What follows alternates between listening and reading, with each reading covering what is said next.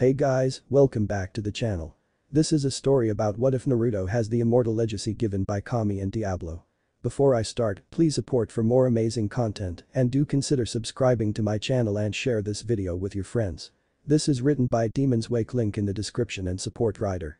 Let's start the video. Chapter 1. It was odd, for some. It was a bright and clear day, almost more beautiful than most were accustomed to for such a solemn affair.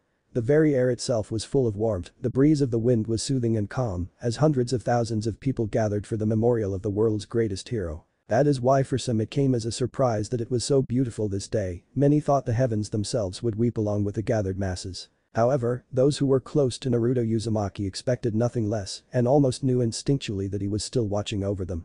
They know he wouldn't want them to mourn his death, but to celebrate the life he lived, the accomplishments he made, and the peace that has continued to prosper for many decades, since the end of the Fourth Great Shinobi War. The Age of Preservation, as they were calling this era, has come to an end. Naruto Uzumaki was the last of the great shinobi to have survived the Fourth Shinobi War. All others who fought in that war have already passed on to the next life, but the world still remembers the struggle and sacrifice the shinobi nations made to ensure that the next generations would have peace. They have learned through history and stories passed down from veterans of the war to their children of what they went through and what they lost. But the legacy of what Naruto Uzumaki and the famed Team 7 did to protect the world has been ingrained into the hearts of all new generations of shinobi and civilian alike. Among those in the gathered masses included the children, grandchildren and great-grandchildren of those veterans of the Fourth War.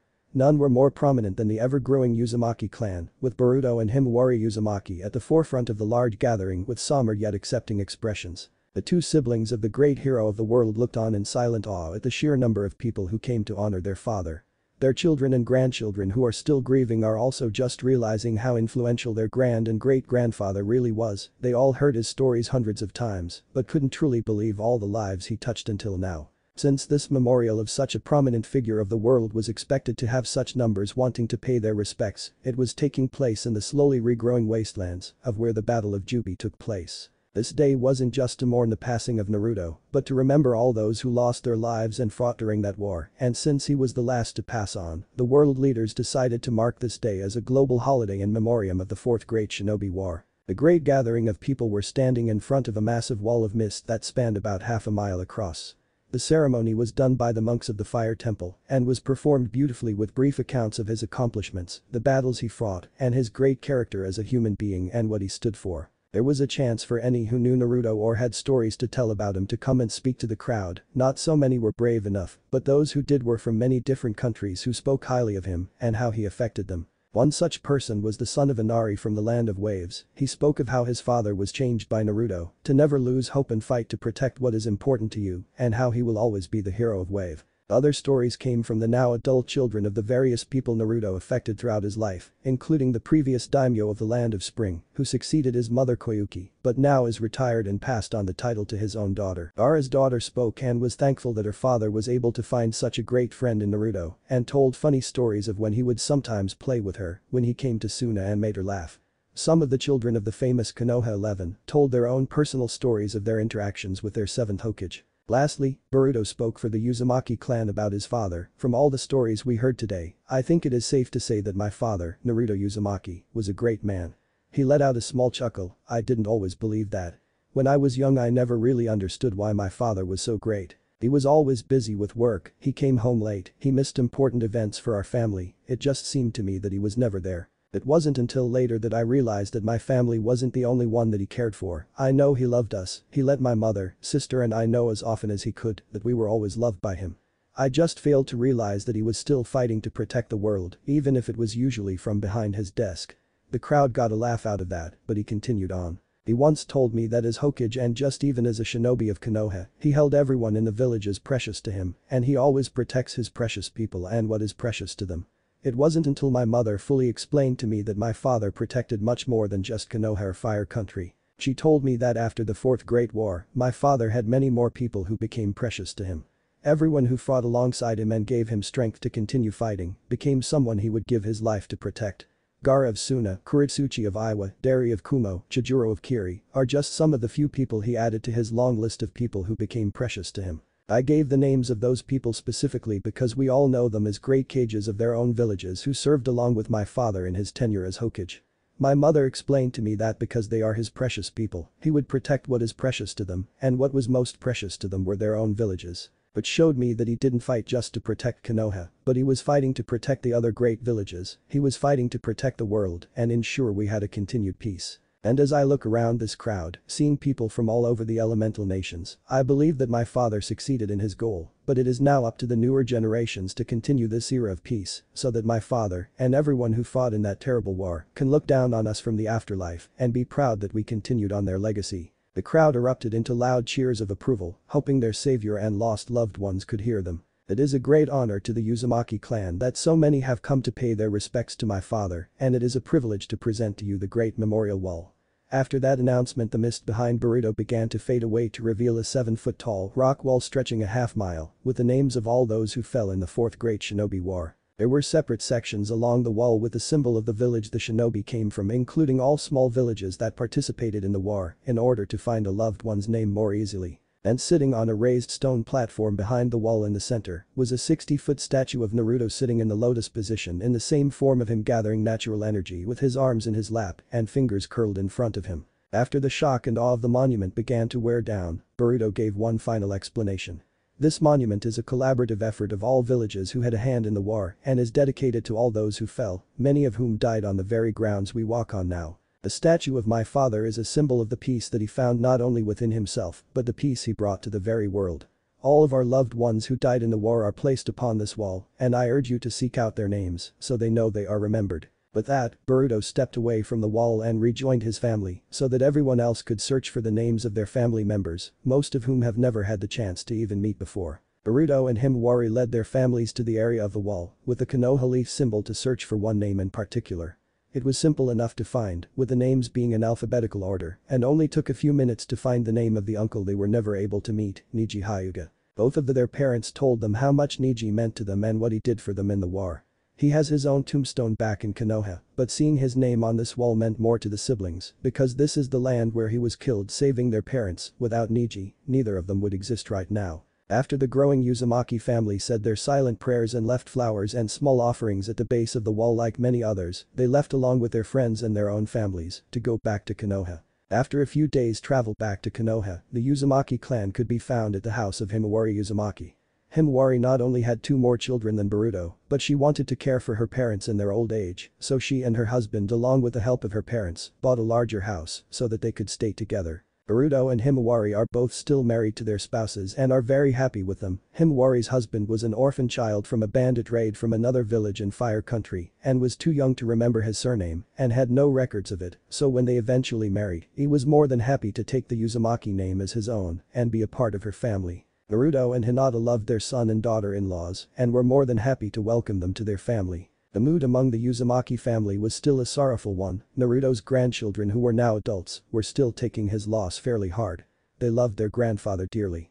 By the time Boruto and Himawari were starting their own families, Naruto and Hinata had retired from the shinobi life and they spent much of their time with their grandchildren, babysitting and watching them grow. Naruto had apologized to Boruto and Himawari for all the major events he missed as they were growing up, so he wanted to help them as much as he could with their own children. Boruto and Himawari told their father that they did not blame him for anything and understood the great responsibilities he had as Hokage, and they had more than enough great memories with their father when they were young. He was always there for them when it mattered the most. Himawari and Boruto could be found kneeling in a separate room in front of a shrine dedicated to both their mother and father with incense burning, saying silent prayers for them. Behind them a silent shadow loomed over them, moving closer until it was right on top of them. Both were suddenly grabbed by the shoulders, interrupting their prayer when a voice they would always recognize spoke out to them. Boruto, Sniffles, that was such a beautiful speech, Sniffles, I didn't know you cared so much. The figure behind the two started over dramatically bawling into their shoulders, while Boruto had a tick mark on his head, while Himawari couldn't help but giggle at the antics of their father. Shut it, old man. Himawari is the one who wrote that speech. Aw, princess, you know just how to move this old man's heart. Why does your brother have to be so mean? Himawari responded in a scolding tone, Father. You were at the ceremony, you know how dangerous that could have been if someone saw you, the world believes you are dead right now. Come on, princess, you know how awesome your old man is. No one could spot me if I didn't want them to. No one. Yeah, because you used that transparency technique that old perverted sage taught you, Boruto said in a dull tone. How did you know that? Are you senile? You taught me that technique. Mom just told me that Jiraiya is the one who taught you. Oh yeah, I did teach that to you, didn't I? Suddenly a dark aura appeared around Himawari as she stood up and Naruto and Boruto immediately backed away from her. She slowly turned to face her father as she spoke in a low tone. Yes, you did teach him that technique and you taught all your grandsons as well, you perverted old man. Himawari suddenly lunged at her father and struck him in the stomach, the same as all those years ago on the day he was supposed to be inaugurated as Hokage. Naruto hit the wall behind him and fell to the floor, but luckily he was prepared now and wasn't knocked out cold. Naruto started to stand up slowly, rubbing his stomach and grimacing a little. He was wearing a cloak with a hood still covering his face. Geez, princess, you're lucky I activated the silencing seals earlier, otherwise the rest of the family would have heard that. And hey, I taught you and all my granddaughters that technique too, you know. Yes, but I know you had entirely different intentions when you were teaching the girls and boys that technique. You told all the girls it was for their protection if they were ever in trouble and needed to disappear, but you told the boys they could use it for spying. And you even used air quotes specifically when you told your grandsons that. What? Who squealed? I told them that in confidence. My baby boy Niji told his mother like a good boy. Himawari and Boruto could hear their father grumbling something about spoiled mama's boys. It wasn't until he was fully standing and the hood that was covering his face fell that they finally took in his current appearance. He was young, nothing like the old withered man they remember him being from a few days ago when he passed away. He looked like he did in one of the pictures they have of him and their mother when they first got together. His hair was still short, but he seemed even younger than they remember him being when they were children. They figured that he was in his prime form right now, when he was at his strongest physically. Both Himawari and Boruto knew the circumstances surrounding their father and why he looked so young when he should be an old man approaching his 90s. A part of them were jealous he looked so young when they were getting up in age themselves, even though with their Uzumaki genes, they looked more like 40-year-olds than in their 60s like they really are. The two siblings realized what this meant since he dropped the transformation he has been using as the years went on to make him look like he was aging at an average rate for an Uzumaki. It was still weird for them to see him like this because he always kept his transformation up just like the 5th Hokage used to do, except the exact opposite to make him look older instead of younger. The trio grew silent as realization set in until Himawari began to speak in a hushed tone. Is it really time for you to go now? Naruto could hear the sadness in his daughter's voice as he gently cupped her cheek like he used to do. Yes, princess, it's time for me to go now, but don't be sad, I told you that I would be able to see you two again when I am allowed. And the two of you and your mother would be able to watch over me as well as I continue on the path set before me. Boruto chuckled with a smile, haha, always the hero to save the day, aren't you, dad? I think it's unfair they send you out there to save them, you're so overpowered it's not even funny, and with all the new help you'll have, it'll be even worse for any enemy that faces you. Naruto could only grin back at his son, probably, but I'm not going to rule out the possibility that there may be more of the Otsutsuki clan out there trying to take powers that aren't theirs to take or rule over some poor innocents. And there may be other beings entirely that can match up to or be even stronger than I am, so I won't be going in with a big head until I get a feel for the powers that be around me. Naruto turned to his daughter as she spoke again. I am glad to hear that, father, wouldn't want you to embarrass yourself in front of a new world, trying to show off and biting more than you can chew.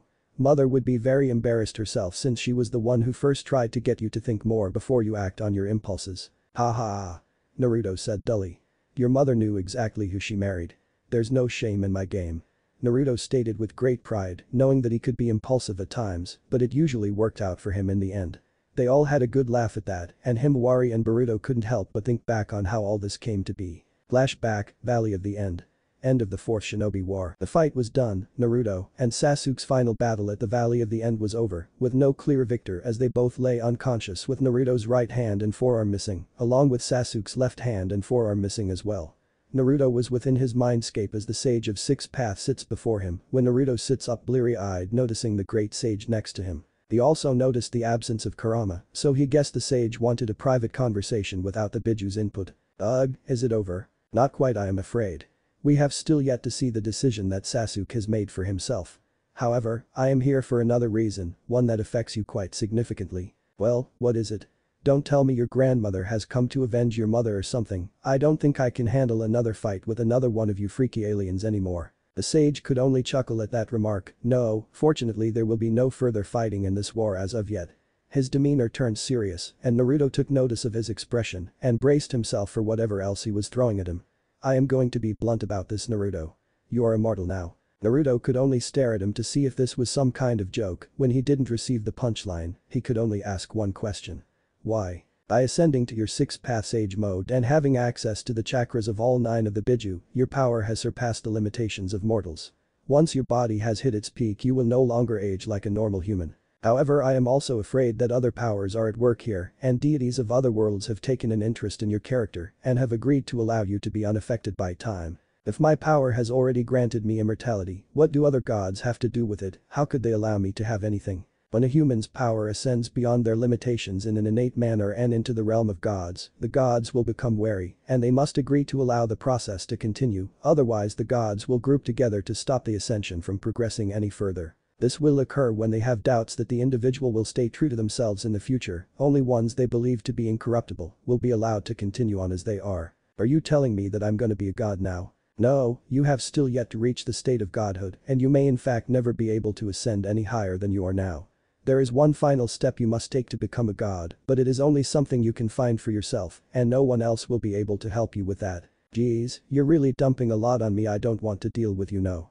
Sigh, don't worry, I won't even try to find that next step. I don't want anyone to ever see me as a god. Now what were you saying about my character or something? What do you mean by that? Your confidence, your conviction, your valor, your benevolence, your love. In other words, your heart, the ability you possess to create victory from defeat, to make enemies become your allies, to change the world so easily. Other gods have been watching you and have been quite shaken by your purity. There have been many heroes that have had the favor of deities, but none have gained the interest of so many gods that they wish to see more of what you are capable of and are refusing to allow you to die so easily. They believe that you will be able to help save their own worlds from destruction. Naruto couldn't help but scratch his head in embarrassment at the praise, from other deities no less, but couldn't help but disagree with one point. I really wouldn't say that I changed the world or that it was easy really. Oh, but you did. Fighting on that battlefield alongside other shinobi of differing nations changed their hearts. You, who could have stayed away from this war, made a choice. You made the choice that you didn't want anyone to die protecting you, that because of your conviction and valor you risked yourself and the world in the pure confidence in yourself that you would come out victorious despite the overwhelming odds. And that is exactly what you accomplished. The fighting may have been arduous and despairing, but you were able to move forward because so many others put their faith in you that you would save them and you drew strength from their belief in you. That is what the gods have seen from you and they know your gifts will be able to save many others. Unless you become a person that the people will no longer believe in, the gods will continue to grant you their favor. So then, I can't die because the gods don't want me to. If that's the case, I don't want it. Do you know how many people died in this war to protect what was most important to them? What about them? They didn't deserve this, they didn't want this. How is it fair that I get to live forever when their lives were cut so short? Why don't the gods save those that deserve to be saved? Hagoromo could only look on with pride at what he was seeing before him, a true hero of the people. Naruto didn't want any favors, no prize, no fame or glory. His selflessness is what truly gave notice to the other deities of the universe. Benevolence and love. These traits are truly difficult to find so pure in a human being, that is what sets you apart the most. I saw these traits in my son Asura and I see them in you as well. Naruto looked down in shame, again not agreeing with everything he is being told about himself. I'm not as pure as you think I am, I have taken lives before.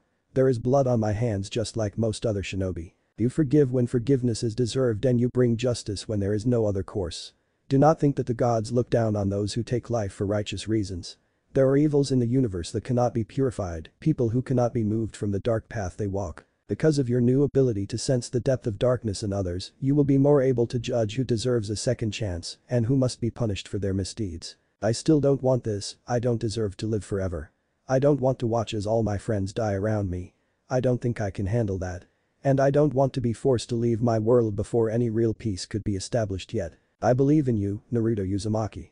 Asura was to be the successor of my will, but I believe that you are the true successor the world, and maybe even the universe, has been waiting for.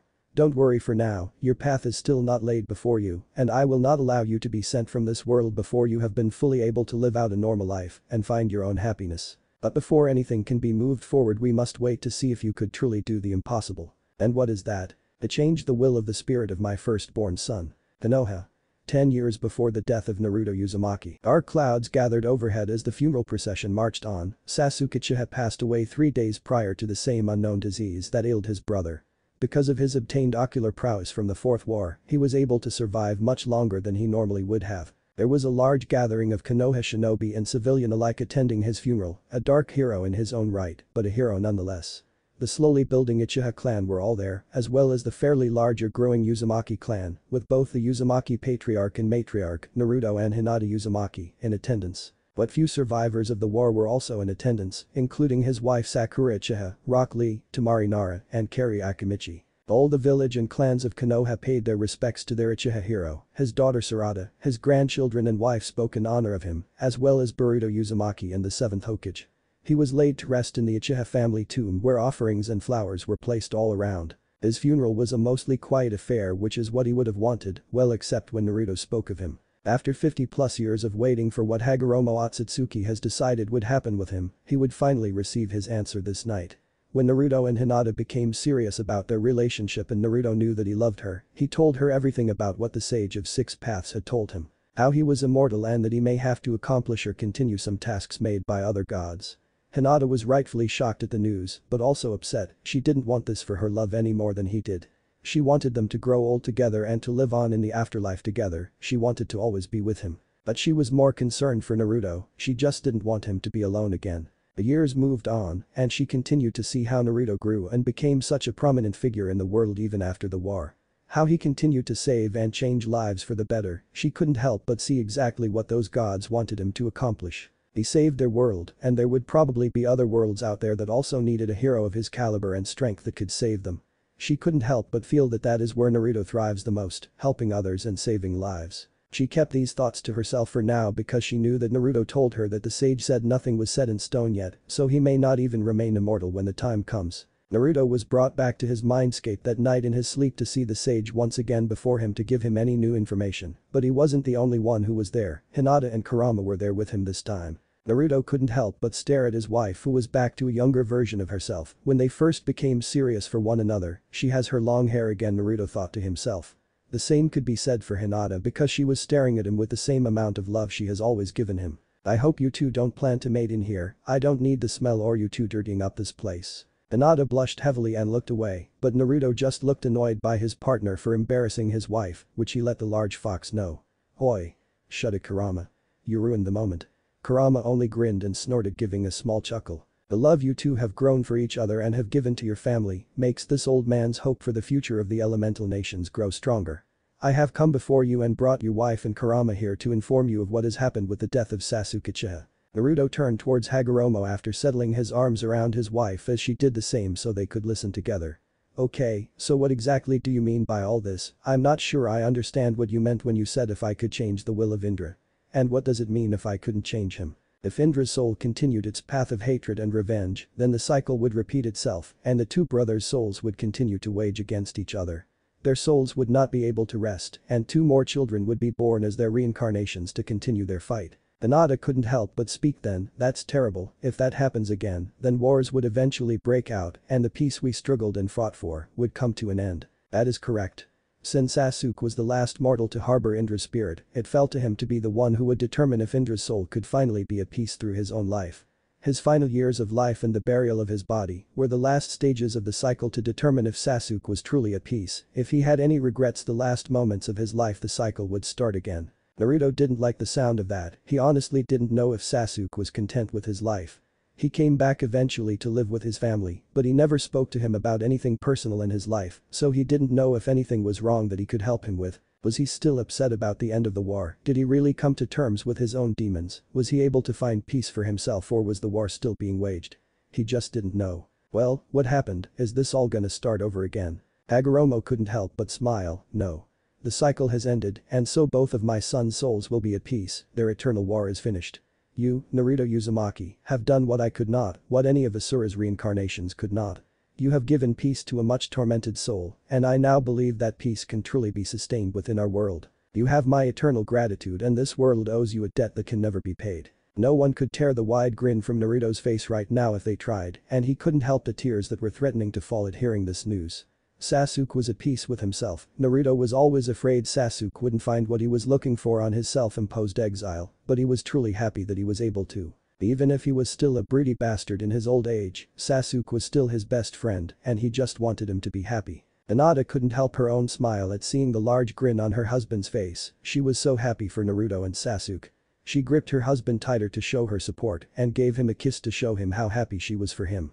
Naruto returned her kiss and let out his laughter as he picked her up and spun her around like they were newlyweds again. Naruto's laughter was infectious, and Hinata let out her own laugh at how happy he was. Kurama looked down at his container and his wife and grinned a little himself, but ever the mood breaker, he asked the real question that needed to be asked.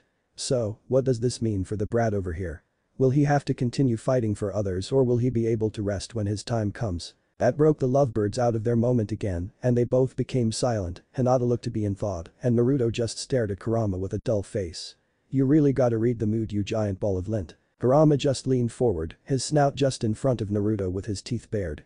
Make me. Before Naruto could try and tear into his partner, Hinata grabbed his forearm and spoke to him.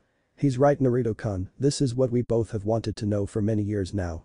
Hinata turned to the sage and spoke to him. I just want to know if I'll ever be able to see Naruto again, will his journey ever come to an end, or will he really be forced to live an eternity fighting and eventually being alone again? Hold on, Hinata-chan.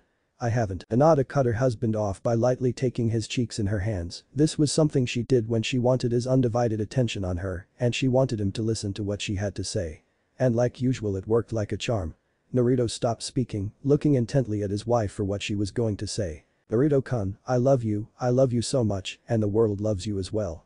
There hasn't been any major incidents or even hints of treachery or war for nearly 5 decades now, peace is being firmly held within the world's grasp, and the new generations aren't letting go of it anytime soon. You have fulfilled your father's and your master's dream where people are understanding each other and peace is the result. It wasn't just me, you know, I had help along the way. Including my beautiful wife, who was my greatest supporter, the one who always kept my head on straight. Hinata gave him a beautiful smile and hugged him close. I know, you had help from many people because they believed in you. They believed in your dream and the world is safer for it, but it is selfish of us to try and keep you for ourselves. There are other people out there who need the same help we did, who need to be saved so they can create their own peace. Hinata loosened the hug to stare at her husband again. Ever since I was a little girl and I watched how you always did your best and never gave up, I knew that you were going to do great things.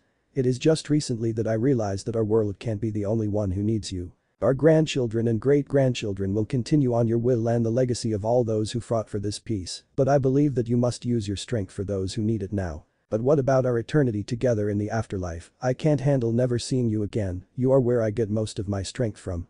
At this point Hagoromo decided to interject. I believe I can clarify a few things, but first I'll answer your wife's questions to ease your doubts.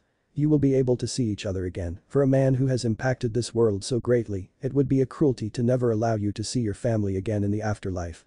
As for your journey, it will come to an end eventually, but I cannot say with any certainty how long it will last. However, you will be given a few new abilities should you accept this role, and a few liberties will be granted to you.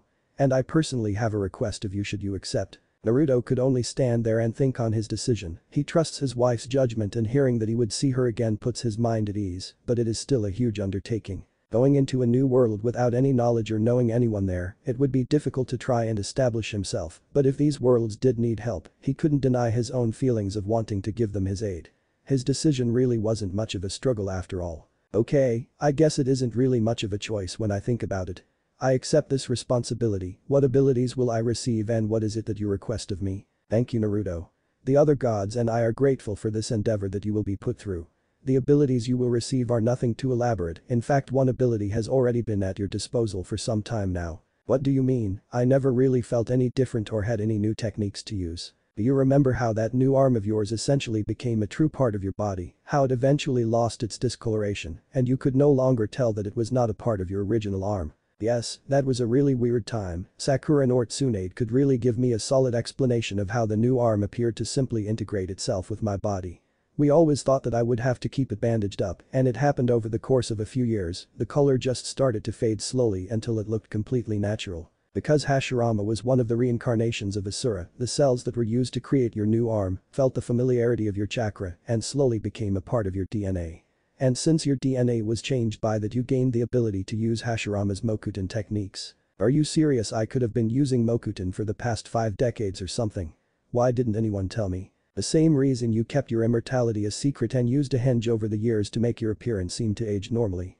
The world was finally given a chance at peace, but if they were to learn you became immortal or gained the ability of the first Hokage, people would begin to fear you or become suspicious, and the peace you worked for would have crumbled. Naruto knew he was right, Hinata was the only person he ever told about all this. He definitely didn't want to tell Sasuke, who he thought might become jealous, or anyone else in case it ever got out to the world. Him using Mokuton would have been another problem with too many questions. Yeah, I know you're right, but it's just shocking to know that I can use that ability now. Okay, so what else is there, am I getting the Rinnegan? Naruto asked with a little too much hope in his voice and thought to himself. The Rinnegan would be so cool to have. The sage just looked on with a deadpan expression. No. The Rinnegan, Sharingan, Byakugan, or any other bloodline will not be given to you.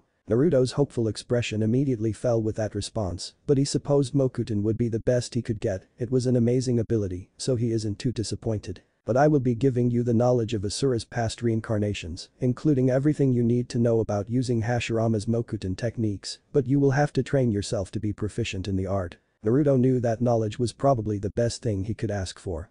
Over the years, as he first prepared to take on the mantle of Hokage, he had to bury himself in books, absorbing all the knowledge he could to best prepare himself to lead a village. Any knowledge he could get would be a great asset, but he was also curious about what knowledge Asura's other reincarnations had that he could use. I don't think I've ever heard of who Asura's other reincarnations were. How many reincarnations were there anyway? He would be Asura's third reincarnation. There was only one other who was the first even before Hashirama.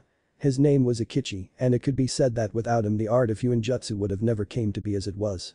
He set the groundwork for the future of Fuinjutsu. He had no family name of his own, but it is to be believed that he was the ancestor of the first Uzumaki's, and that was why the Uzumaki clan had so many masters in the art. And you, Naruto, will be given all his knowledge of it. But just know that he wasn't the creator of many of the seals that you know of. He was just a man who completely understood the inner workings and makings of seals. If he were given any seal of today, including the Shiki Fuin or even Orochimaru's curse seal, he would no doubt be able to break them down and be able to reverse or destroy them without any drawbacks or difficulty. That's amazing. I studied Fuinjutsu as much as I could in order to follow in my father's and master's steps, but I am no better than an adept right now. This will really be a great help. Even though I don't know everything about it, I do know that Fuinjutsu is the most versatile skill a true master can have. You are correct, Fuinjutsu has the potential to be an incredibly dangerous and useful art in the right mind. So I guess that's it for the abilities I'll be getting, but what sort of liberties will I have? That pertains to seeing your family in the afterlife when they pass on, but first I would like you to hear the request I have made about your journey. Naruto, Hinata and Kurama all listened closely to what the sage would ask of him, because anything he would request should be very important. I would like you to take the other Biju with you on your journey and be the container for all 9 of them. They were all surprised at the request because they didn't think he would want them to be caged in again, and containing them all in one person may revive the Jubi again if they aren't careful.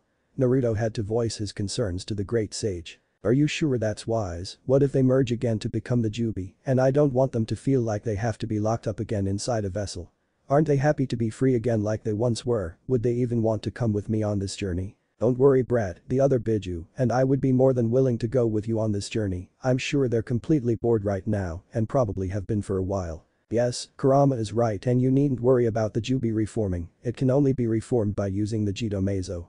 The truth is that the other Biju have been in hiding as per my request, and I am afraid that staying in the shadows for so long has caused them to become restless. They wish to see and experience more of the world, and when I brought this topic of conversation before them, they were ecstatic to come and see you again and see new worlds before them. Why are the Biju in hiding? It was a safety precaution for their own and the world's protection.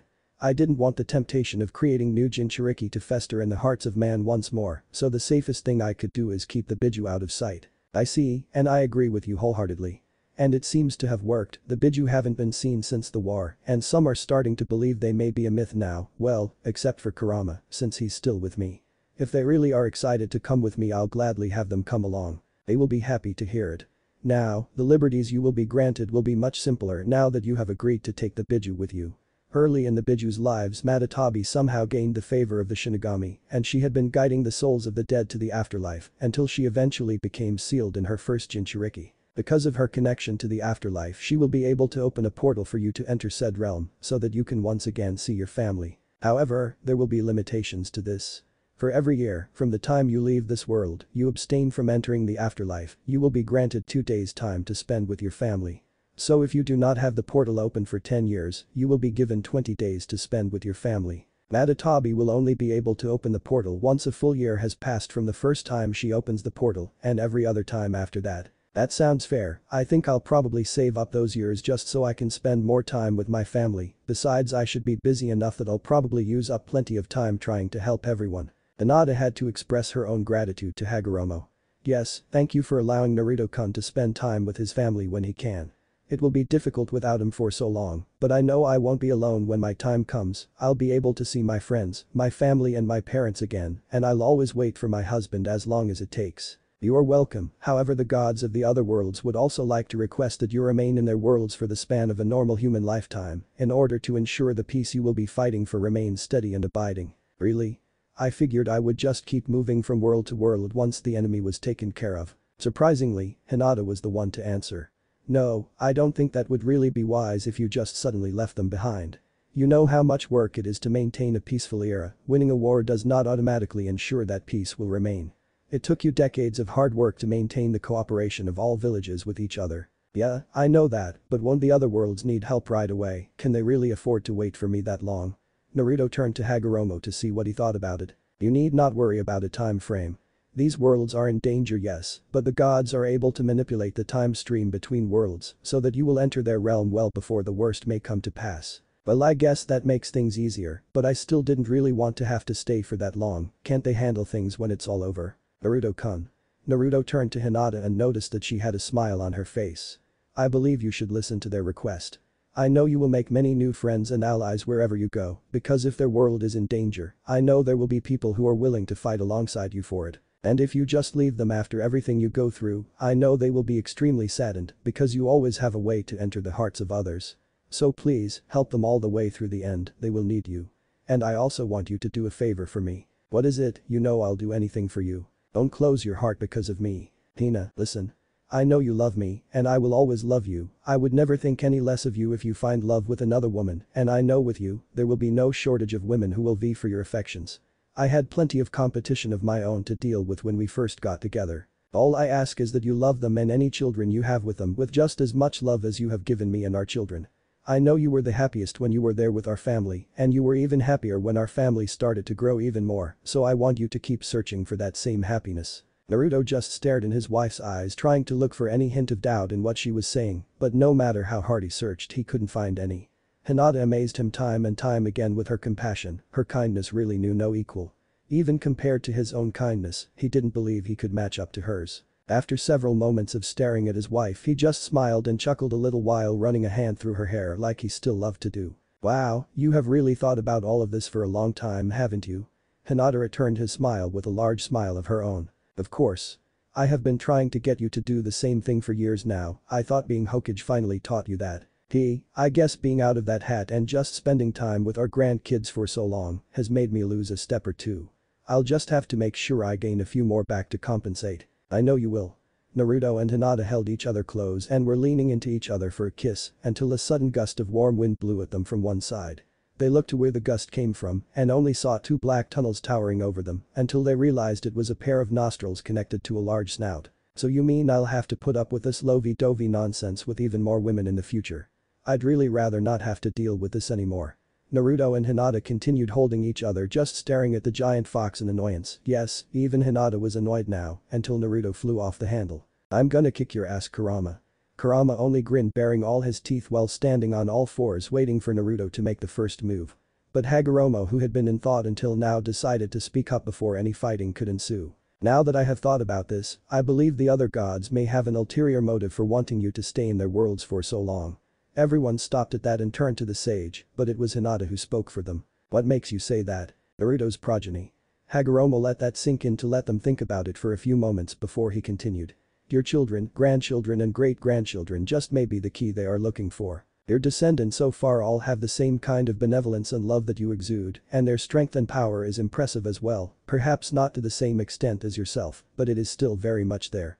They most likely believe that the descendants you leave behind will be able to continue sustaining the peace that their forefather will have fought for. So they basically want me to save their world and sleep with their women so my offspring will maintain their peace. Naruto said in a dull tone. Hinata blushed at his words but was still annoyed and slapped him across the stomach with some force to show her annoyance with him. Naruto just rubbed his stomach and the back of his head, smiling sheepishly, giving a small apology to his wife. Hagoromo gave his own laugh at his comment. It is only an old man's suspicions, I wouldn't look too much into it if I were you. You only need to be yourself and do what it is you believe is right and nothing else. I guess that's all I can really do anyway. So when do I have to leave for all this? The choice is yours, when you are fully prepared and ready, you will be transported to a new world and you may start your journey. I only suggest that you use your time wisely. You may want to start gathering the biju first and perhaps train and expand your mind to the new abilities and knowledge you will be given. Naruto looked towards Hinata again and held her hand. Well, I'll first be spending all my time with my wife and when after that I'll start looking for the biju and train along the way until I am ready.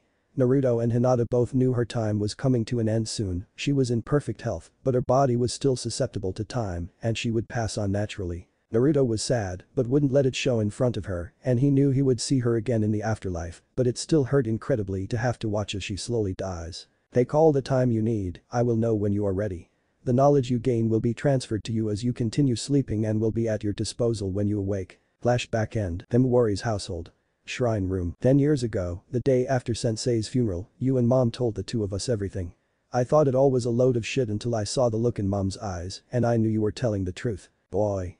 Why can't you believe your dad, you brat? I believed you, father. I know you did, my princess loves her father. Naruto exclaimed while hugging Himawari tightly. Daddy's girl. Mama's boy. You take that back. Why, when it's completely true. The siblings' argument was interrupted by their father's raucous laughter, a laughter they couldn't help but join. After the laughter died down, Naruto placed his hands on one of their shoulders again, this time facing them. I love you too, you both know that, right? Of course, dad, father. I'll see you two again, but not for a long while. I'm gonna be busy and you two still have a lot of life left to live. Make sure you teach those grandkids of yours the Uzumaki way, alright, just like I taught the two of you and your kids. Your mother will be waiting for us as well, but I think she should be enjoying the peace and quiet without us around for a while longer. They all chuckled at that, but Himawari spoke up still with a smile on her face. No, she won't, she loved the craziness of our house. I know she misses us, but she still wouldn't want to see us too soon. I hope she isn't lonely. No way, all our friends are with her, your uncle Niji is there, sadly your aunt Hanabi will probably be seeing her in a few years and your grandparents too will be with her. I know your mother is anything but lonely right now, especially if my mom got a hold of her. Where do you think my crazy comes from? I know she's still watching us, loving us from the afterlife. We know, dad, take care of yourself, old man, we can handle things here. Yes, father, please be careful and make sure you do as mother says. I want even more brothers and sisters to love and watch over, okay? We'll see what happens, my priority is saving people, not picking up women. I'm proud of you too, remember to always protect what's precious to you. We know, dad. Just get out of here already, old man. Himawari chuckled but wrapped her father in a tight embrace, dragging her brother with her in a group hug. Naruto smiled and held his two children closely, his warmth spreading over them and their eyes closed. Tears started to slowly stain Himawari's cheeks as she could no longer feel the embrace of her father and Naruto just stood there silently holding onto his sister's hand. Their father was gone, no more words needed to be said. Naruto Uzumaki was finally gone from their world and it would be up to the new generations to keep the peace he helped create. Chapter 2. Naruto opened his eyes to see a swath of greenery before him, almost similar to what he was used to back in Konoha, which was a little comforting, but there was quite a significant difference between the two that also made him a bit uncomfortable as well. Konoha was mostly a warm climate with an above average rainfall and a short snow season, but what he was standing in was very humid and very wet. Instead of tall trees reaching straight up to the sky like he was used to, he is surrounded by trees growing at gnarled angles covered in moss and dangerous-looking plants all along the ground. In other words, it was just a slightly different variation of the Forest of Death. Yup, definitely like the Forest of Death, maybe we can call this the Jungle of Death. I can smell the faint poisons of, well, a whole lot of different plants, and the insects look a lot more dangerous and bigger than normal. Sigh, just like a part of home, I guess. I like it here, there's plenty of moisture, and the temperature is just right, perfect for a growing ecosystem. Lucky. Chimay couldn't help but exclaim his praise at where they were located currently. Of course you would like it, you giant mealworm. It's like a paradise for you, but even if it is hot here, there's way too much moisture for my liking. Spoken like a true sand rat, Shukaku. Kurama just rolled his eyes at how his siblings are already acting their first moments in a new world. Hagoromo wasn't kidding, the Biju were very bored just hiding, so a new environment was exciting. Before any more arguments could start, Naruto intervened, speaking in his mind rather than out loud. Alright guys, let's not fight when we first get here, alright? We don't know anything about where we are or what's going on, so I need to keep my senses up and I can't really do that if you all are yelling in my head, okay? Sorry, it's fine, I'm not saying to not speak or anything, if you have something to say just say it, I just don't want to deal with arguments right now. After we get our bearings a little you all can rip into each other afterwards, okay. I suppose the easiest way to get information is to go into my 6-path sage mode and get a feel for this world and get a sense of where I should start first or something. Naruto was easily able to gather the natural energy that he was surrounded by and entered his initial 6-path sage mode, that is without the bright glowing, and the only thing changing is his eyes. Once blue eyes turned yellow with a horizontal bar and vertical slit as pupils. Naruto was not prepared for the mass influx of negative emotion that hit him like hundreds of tidal waves. He couldn't stop the scream that came out of his mouth or the tears flowing from his eyes as he collapsed on his hands and knees. Naruto couldn't stop the flow of the nature-enhanced chakra fast enough, as his head and forearms hit the floor, his body was shaking, his tears slowing but still there. He had never witnessed so many nor such powerful negative emotions in his entire life before. The entire world of wherever he was in dire need of help. What the fuck was that? Naruto's voice was soft and shaken, but the emotion was evident. So many people suffering or causing the suffering was just unthinkable to him. The shinobi nations at their lowest could not compare to this feeling. It wasn't just humans you were sensing, most of what we all felt came from what could only be demons. Kurama is right. The majority of the emotions you felt came from abominations whose nature can only be described as purely evil. So do not lose faith, this world's humans aren't lost, but they are in grave danger. We need to hurry and put a stop to this. Kakuo, being more of a pacifist than the others, couldn't help but worry for her container and try to lift his spirits as best she could. Yes, we all agree and we are all at your disposal, but I would suggest that until we can end this evil, you do not enter your sage modes at all, or at the least 6-path sage mode, so you don't have to go through this again. Madatobi voiced her own concerns while giving the support of herself and the others to Naruto. Thanks guys, I really appreciate your help and concern. And don't worry, I won't be using Sage mode anytime soon, at least not without precautions. I probably won't need it anyway, I felt the power of everything and none of it seemed to come close to being a major threat for any of us. My only concern is the magnitude of enemies I sensed, there is easily millions, and it felt like it was growing. Do not despair Naruto, the great Monkey King, Son Goku will give his aid in battle and crush all who stand in our path. The other Biju couldn't stop their own excitement as they all gave out loud roars of approval in giving Naruto their aid, even the quiet ones Asobu and Kakuo joined in. Naruto leaned against a tree trunk wiping his eyes and winced a little at all the roaring going on in his head, but he knew they meant well and was glad they seemed so eager to help, or at least eager to crush things. He was happy either way. Oh my, this is quite the sad sight to see a grown man cry. Are you lost, little boy? Did you lose your mommy and can't find your way back? Naruto could hear the sarcasm and playfulness in the voice in front of him as he looked up to see quite a stunning young woman. She has black hair, wearing elaborate armor trimmed in gold and clothes in purple and white, with a gold crown type headdress. She held what he could only think of as a scepter in her right hand that looked like it was carved into the shape of a skull with a burning candle on its head with two protrusions like wings coming out on either side, either walker, and a metal orb with etchings carved into it and a rune glowing around it floating above her left hand, etched sigil. There's nothing wrong with crying when the need arises, you can cry when you're happy or you can cry when you feel sad. There's nothing to be ashamed of. Naruto gave her a smile knowing that she wasn't trying to be cruel or anything, it was most likely just a part of her personality. She just laughed at that statement while watching the man garbed in a cloak with the brightest hair she had ever seen before stand up and she gave her own smile in return. You're a strange one, aren't you? Most men would deny ever being seen crying or that it would only shame them if they did. I was only jesting, are you alright, were you attacked by someone? I came this way because I felt an immense power radiating from this direction, but it disappeared quite quickly. Sigh, I was hoping to see something interesting, but all I find is you here and you don't look injured at all. Well, that's not nice, I'll have you know that I can be very interesting indeed. Oh really? And what pray is interesting about you? Haha. I can't just give away all my secrets. You'll just have to stick around and see something interesting. Well, that's not very fun at all. Sorry, couldn't help myself. By the way, what is it? What is someone like you doing in a place like this? How rude. What exactly is that supposed to mean? Sorry, it's just that you don't look well, the outdoor side type. HMPH. I'll have you know that I am very well traveled and am perfectly capable of living in the wilderness. I have all sorts of knowledge of the world at my disposal. But I suppose I do prefer sleeping on a bed and at least a well-made meal once in a while. Haha, I'm sure anyone would prefer those things. Forgive me for judging too hastily, it is very true to never judge a book by its cover. Oh, we haven't introduced ourselves, have we? I am Naruto Uzumaki, Wandering Sage. I am Li Ming, High Wizard in search of knowledge in the arcane. And you're a sage, you say? What kind of knowledge can you give me? Do you know anything of the arcane magics? Not that I really need it, I know just about all I need to know about that. What about forgotten histories of the world? Sages usually have their own piece of history that they protect from being lost. What sect of sages do you hail from? Are you with the Lutgalain sages? They are probably the largest sect right now, even though their numbers are dwindling. There's not many new sages in the world these days, and you look quite young for a sage. It usually takes decades to become a full sage, and you look like you have not lived more than only 2 decades. Perhaps you are interesting. She's quite the motor mouth, huh? Almost reminds me of Killer Bee, just without the rapping. Jayuki was just reminded of the rapping nonsense of his old partner and this girl, saying all that in one breath just brought back memories. Li Ming was looking more closely at Naruto now. The sages of this world are just about all old men and women who are more interested in dispensing knowledge to those who seek it. And Naruto looks far too young to be a sage. Also, aspiring sages do their traveling while they're young, and when they finally reach sagehood, they stay in one place so that they are easier to find for those who seek knowledge. So Naruto saying he is a wandering sage is quite the oxymoron to Li Ming. Shit, she's suspicious of me now. Back in our world, sages are like 1 in a million, you'd never expect to find one.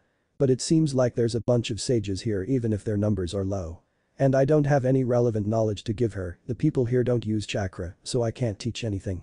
And the sages here sound like they're just old men who have great wisdom and don't use the natural energy of the world, so our definition of sages are probably completely different. What am I gonna do? I haven't had time to think of a background story yet. I didn't think I would meet anyone so soon. I gotta think quick. The Biju just sighed in embarrassment and thought that that girl isn't the only motormouth around here. Naruto's innate sense for danger saved him from having to think up a believable response so quickly as he suddenly rushed Li Ming and picked her up to jump up to a branch of a tree. Putting Li Ming on her own 2 feet, he saw the ground where they once stood glow and a number of hands and arms come rising up trying to take hold of what is no longer there, along with hearing wailing screams coming from the glowing circle that summoned them. Li Ming herself was shocked, suddenly finding herself standing on a branch when she was on the floor only moments ago. She too looked down to see what could have taken hold of them. I didn't even see him move, that was just as fast as my teleport. No human should be able to move that quickly without magic, this man is very dangerous, I'll have to keep my guard up around him. Li Ming got her bearings straight and kept her facial expression from revealing any distress from the new information she just witnessed and spoke. That was Grasp of the Dead, the Imberu are here. Well, I suppose this is their homeland, so no surprise there. I've never met a witch doctor before. Keep your guard up, Naruto, witch doctors can be very dangerous, but they usually don't attack outsiders like this without any warning. Naruto and Li Ming looked on for any signs of their attacker until they heard thundering footsteps slowly walking towards them. The trees and thick shrubbery of the jungle began to move in front of them, and they could hear the trees breaking as a creature neither has ever seen before steps in front of them several feet away, standing eye to eye with them. Now, Naruto and Li Ming are still standing on top of the branch of the tree, which is only about 8 feet off the ground, and Naruto is about 6 feet tall himself, so this lumbering beast was easily 14 feet tall. Li Ming was about to raise her wand to strike at the behemoth until Naruto grabbed a hold of her forearm to stop her. Naruto didn't know what that scepter did, but he could feel her generating power for an attack, but had to stop her. What are you doing? That is a gargantuan. It is a summons of the witch doctors. Just look at it. It's not attacking us, so there is no reason for us to attack it. Li Ming did as he said and saw that it was making no move for an attack, it was just staring at them, which was still a little unnerving. This creature is very intimidating, not just its height, but its large fangs and multiple eyes, along with arms the size of tree trunks that reach the floor while it still stands. Li Ming would rather get rid of it now than have to worry about it later, but she stayed her hand only to see what the man she just met would do next. What are outsiders doing within the Tegons while the Agani Ba is being waged? This is no place for you.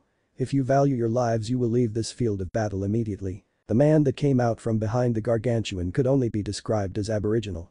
He is a dark-skinned man with a thick accent that originates from this region, he is barefoot and he is in a crouched stance on bent knees. He is garbed in his own native armor, which appears to be carved out of wood and bone, with large horns sticking out from the mask that covers his face, and great purple feathers crowning up from the top of his mask. In his left hand he holds a metal ring adorned with feathers and spikes, but the most notable piece was the red demonic-looking hand hanging from the ring, with a light green gem embedded into the base of its wrist, Wilkin's reach. His right hand was holding a unique Yulu knife with a dark handle and a long base that looked like it had fire carved into it, Renho flare. Why did you attack us? Li Ming said with a little edge to her voice. I thought you were of the Imberu. Outsiders do not come this far into the Tegons region, and I only wanted to stop any further bloodshed of my people. Is there a war going on? Naruto asked. No, not war like that which harbors your thoughts, but foolish ritualistic combat. The Agani Bar Harvest of Souls is a battle in which those who are defeated are captured and willingly give themselves up for sacrifice to appease the spirits of Mwiru Kura. Naruto had an incredulous look on his face and replied. There are people willingly sacrificing each other. I have heard rumors of honorable sacrifices occurring in this region. It is part of the reason I came here to the Tegans, the home of the Imberu witch doctors. I wanted to witness their powers for myself, something that very few ever have. I only have a limited amount of knowledge of the skills of witch doctors and wish to expand that knowledge for myself. Li Ming said. The Imberu native took no offense to the curiosities of an outsider and felt he should enlighten her to his people's ways. There is no honor in their sacrifice, my former brethren are misguided and will not listen to reason and break this bestial tradition. The spirits have told me the truths of Mwiru Kura and their sacrifices serve no purpose to them. That's the second time I heard you say that phrase Mbiro something, what is that exactly? Naruto said. Mwiru Kura is the term the Imberu use that translates to the unformed land in the normal tongue. The teachings of the Imberu tell us that the unformed land is the true reality that is hidden from us and that only through sacrifice may we enter the true world. But I have spoken to the spirits of Mwiru Kura and they have told me that the unformed land is the place all Imberu enter when their lives come to an end and the sacrifices they make are unnecessary. So in other words, this unformed land is the afterlife of your people and the sacrifices that are made only serve to speed up the process of death. We should do something about this. It isn't right that your people are ending each other's lives before they had a chance to really live. It is a hopeless cause, they will not listen, especially to an outsider such as yourself. I have tried to make them understand, but I was banished as a heretic for defying the will of the spirits. All witch doctors of the Imberu can connect with the spirits of Mwiru Kura, but they have yet to truly listen. It is only in death that they will discover their folly and come to understand sacrifice is not the way. Don't worry, nothing is hopeless and they have never met me before, so leave it to me. I'm Naruto Uzumaki by the way, a wandering sage. What would your name be? I am known as Nazibo, the heretic witch doctor, formerly of the tribe of the Five Hills. I am Li Ming of Xiansai and former student of the Ashari Sanctum of Chaldeum, a pleasure to meet you Nazibo. It is well to meet you too also. But you must understand that the traditions of the Imberu remain deep in their spirits, there is little chance. All three warriors began to hear the faint beating of drums and chanting off in the distance and it steadily grew louder and a great trail of red smoke could be seen rising to the sky. Li Ming was the first to voice her thoughts. Red smoke. Could it be an emergency signal? Well, that is no normal fire, but at least it shouldn't mean a village is burning or something. No, that smoke represents the flames of Tiwak Nucha or the final march. It is the ending ceremony of the Agani Ba. Their sacrifices have already been made, I could not stop them. I failed. Naruto could hear the grief in Nazibo's voice, he knew what he had to do, but he had to hurry. You two get to that village as fast as you can. I'm going on ahead. Without another word Naruto was gone. After realizing what this new stranger had said, Nazibo wanted to dissuade him from doing anything reckless, but he was gone before he could say anything. Li Ming said nothing, but soon followed after at her top speed, teleporting forward as often as she could to catch up with him. After a brief moment Nazibo followed suit and living in this terrain for so long, he wasn't very far behind. Tribe of the Clouded Valley. Naruto arrived at the center of the tribe's village within only a few minutes, he was not going at his full speed because he didn't want to ruin the landscape of their homes. He saw the tribe performing their ritual, some were chanting, while others were placing organs in clay jars to use as offerings around the great pyre.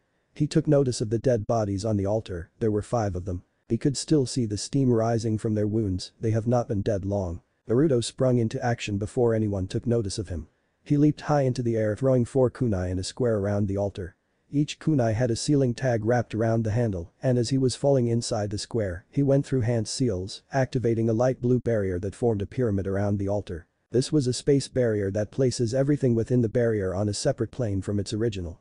He really created this in order to trap something he could not think of right away on how to deal with if such a situation ever arose. But instead he was using it to place himself on a separate plane, along with the sacrificed bodies. The Imberu witch doctors and fellow tribesmen were shocked that someone would disrupt their ritual, to them it was a great dishonor to interrupt the Tiwak Nucha. They immediately tried to attack this man, but the barrier he put up was impenetrable to the witch doctor's strongest attacks. Many things were thrown at him from darts to undead dogs clawing at the barrier, bats summoned out of nowhere continuously bombarding the wall, even summoning circles glowed under the barrier, but nothing could enter. Nazibo and Li Ming arrived at the tribe just in time to see all the attacks on the barrier fail, and as the attacks died down, they could see Naruto standing still, until suddenly he burst into a beacon of golden light. They could not sense anything from him, but they both instinctively knew that this was something of great magnitude. Li Ming and Nazibo were able to get a clear view as the whole tribe stopped to stare at something they have never seen a man do before. His entire form was bathed in a golden fire, and black markings they have never seen before appeared all across his cloak. Naruto was glad that his barrier idea worked because he didn't want another incident to happen, like the first time he went into 6-path age mode in this world, not but 15 minutes ago. 5 chakra arms immediately sprouted from his back and attached to the abdomens of the 5 dead Imberu warriors. He just hoped he wasn't too late. Slowly, to the astonishment of everyone there, the wounds on the bodies began to heal with no scarring, and their abdomens looked like they began to fill in with the few organs they were missing.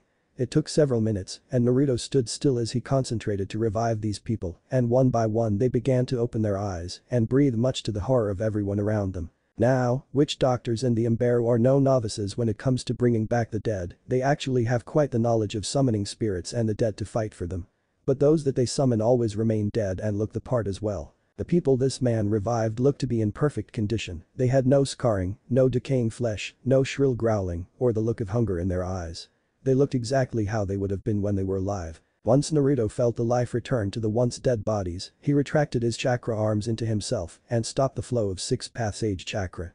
He took notice that 2 of the former sacrifices had to have been witch doctors themselves because they still had on their own elaborate garb like Nazibo, with their own unique masks and armor. One was a man and the other was a woman. The other 3 had no masks and just looked like warriors, but not in the same class as a witch doctor. Naruto hoped what Nazibo said was true and that at least the witch doctors could shed some light on the others.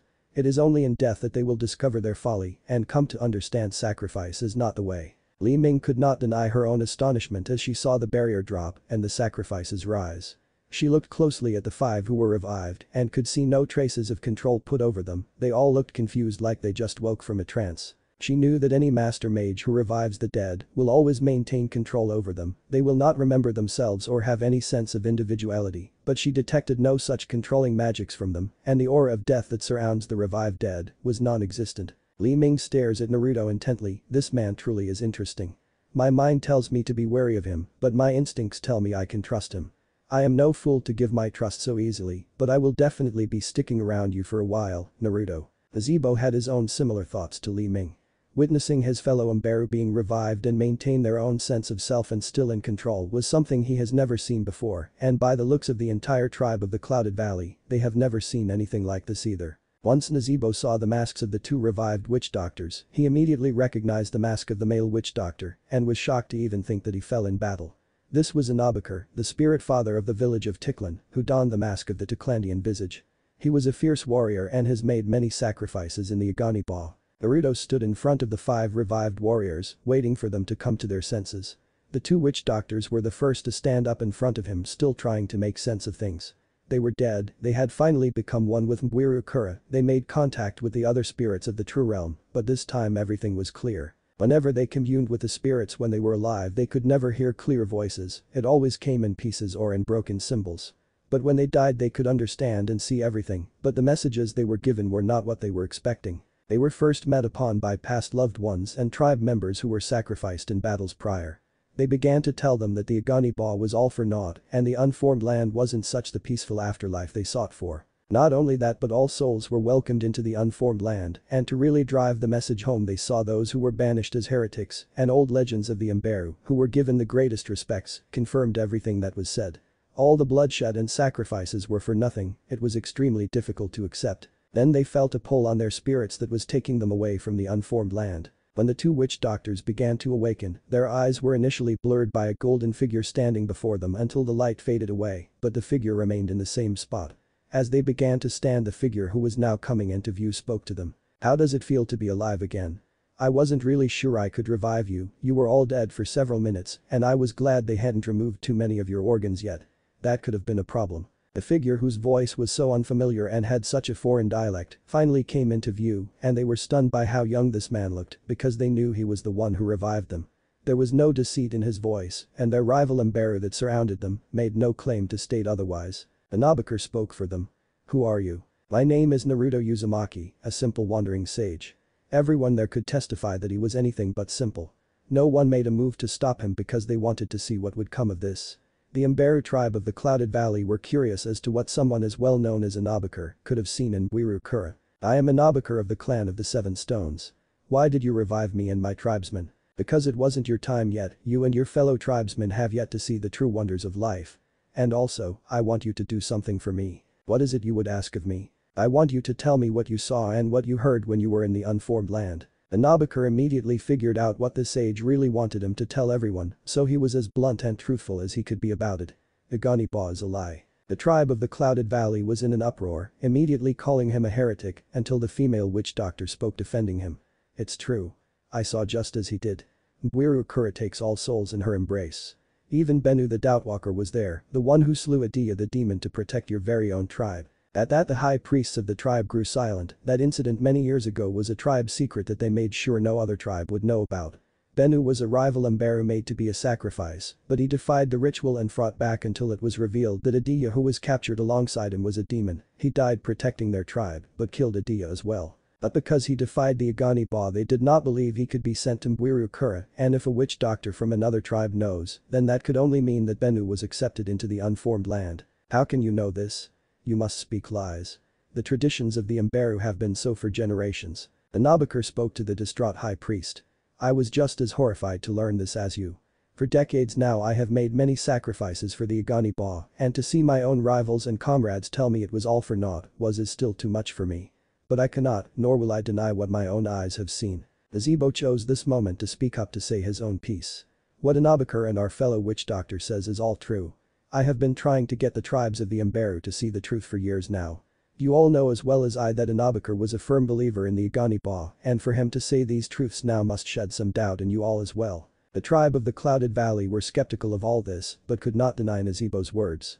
Nazebo had once been just as prominent as Nabokor, and for two well-known witch doctors, and one other to say the same thing, must have some shred of truth to them. But their way of life has been hardwired into them, so it was still something they could not fully accept. The high priests and witch doctors of the tribe began to discuss this with their three rival witch doctors to try and find the truth for themselves. While this was going on, Naruto was having a discussion of his own with his tenants. What do all you guys think about this? That this world is really screwed up in the head and we should put them all out of their misery. Not helping Shukaku. These kinda right though, this world has many problems and this isn't even what we really came here for. We didn't sense any kind of true evil from these people. Their practices may be barbaric and unnecessary, but it is what they believed in for so long that it is not wrong to them. Even the people sacrificed accepted their fate with open arms. Kurama said. I guess that's true, but they came to regret their choice when they entered their afterlife and it wasn't what they expected, so we still need to help them. I won't walk away from this, and there are still other tribes out there that will still continue this practice and cut their own lives short. There has to be some way we can convince all of them. Seiken, who has been quiet all day, had an idea of his own and voiced it to the others. What about Matatabi? What about me? You had a connection to the afterlife in our world, maybe you can connect to the afterlife of this world and open a portal to this unformed land place and they can see for themselves. I don't know if that would even work. The afterlife is different for every world and the god of this world's afterlife may not even allow me to connect with it. I could open the portal for our world's afterlife because that world is a part of me and the Shinigami gave me that power. He has no sway over the afterlives of other worlds. Still, that is an idea. Thanks Aiken, I really think we should look into this. Those two witch doctors I revived had their minds opened when they were dead and came back, so this might be the only way to really convince them of the truth. There is still another problem, Naruto. Even if I manage to open a portal, if anyone other than you, who is beyond time at this point, enters the afterlife they will be killed. One thing I know for sure is that no mortals are allowed to enter the afterlife unless they are dead, and I am not sure how long I would be allowed to keep it open. Don't worry Matatabi, I believe in you, I know you can do it, and if the god of this world really wanted me to come here to help, I'm sure we'll be given a little leeway for trying to save these people. And don't worry about them dying just making the trip there, I'm sure I'll be able to figure something out. Naruto was brought back to the outside world by a tap on the shoulder and a hand waving in his face by Li Ming. Are you still there? You looked a little dazed for a few moments, like you weren't even here. Huh? Yeah, sorry about that, just a little drained from earlier and got lost in my own thoughts. Li Ming was a little skeptical on him being drained, he didn't look any worse for wear and no signs of fatigue, but she ignored it and moved on. So Mr. Hero, what are you going to do about all this now? I don't think they are too convinced yet. You said you wanted to do something about this, but changing an entire culture's beliefs is no small feat. Yeah, I know that, but I'm working on it. I might have a way to convince them, but it's something I've never done before and I'll need some time to prepare properly. We'll need to gather the other Mberu tribes as well. I want to try to convince all of them at once, but I don't know if they'll meet peacefully if they are all enemies. Naruto overheard their conversation and was curious as to what this strange man had in mind to truly convince the other tribes, and after his last comment, Naruto felt he should correct the misconception of the tribes being enemies. That is not true at all. The tribes of the Imberu people do not hate each other or even think of each other as true enemies. Once long ago the Imberu were one people, but because of their beliefs in sacrifice, their hearts became too heavy to continue sacrificing their own loved ones. So the three elder high priests made the decision to separate the Imberu people into the three great clans and begin the rites of Iganiba. That way it would be easier on their spirits to sacrifice those whose faces they do not know but still be at peace, knowing they were sent to Mbwiru. That is just poetically disturbing. Your people certainly have a strange history compared to most. Said Li Ming. Yes, strange is an appropriate term. Naruto turned to Naruto with pleading in his voice. If you can truly change the hearts of my people, then I implore you to do everything in your power to do so. This mindless bloodletting must be put to an end. I plan to Naruto, but it will be easier if we can get the tribes to meet together in one place. If what I plan on doing works, I may have only one chance to do it. Do each of the tribes have their own witch doctors? Yes, the tribes are led by the high priests who are the aged and withered witch doctors who have lost their connection with Mbwiru but spread their teachings and ways to the young, who have the potential to become the witch doctors of the future. The active witch doctors are the spiritual warriors and protectors who have not lost their connection and are still fit for battle. If anyone is to be convinced, it is the witch doctors. The Imberu people and high priests will listen to them, but only if many are of one mind.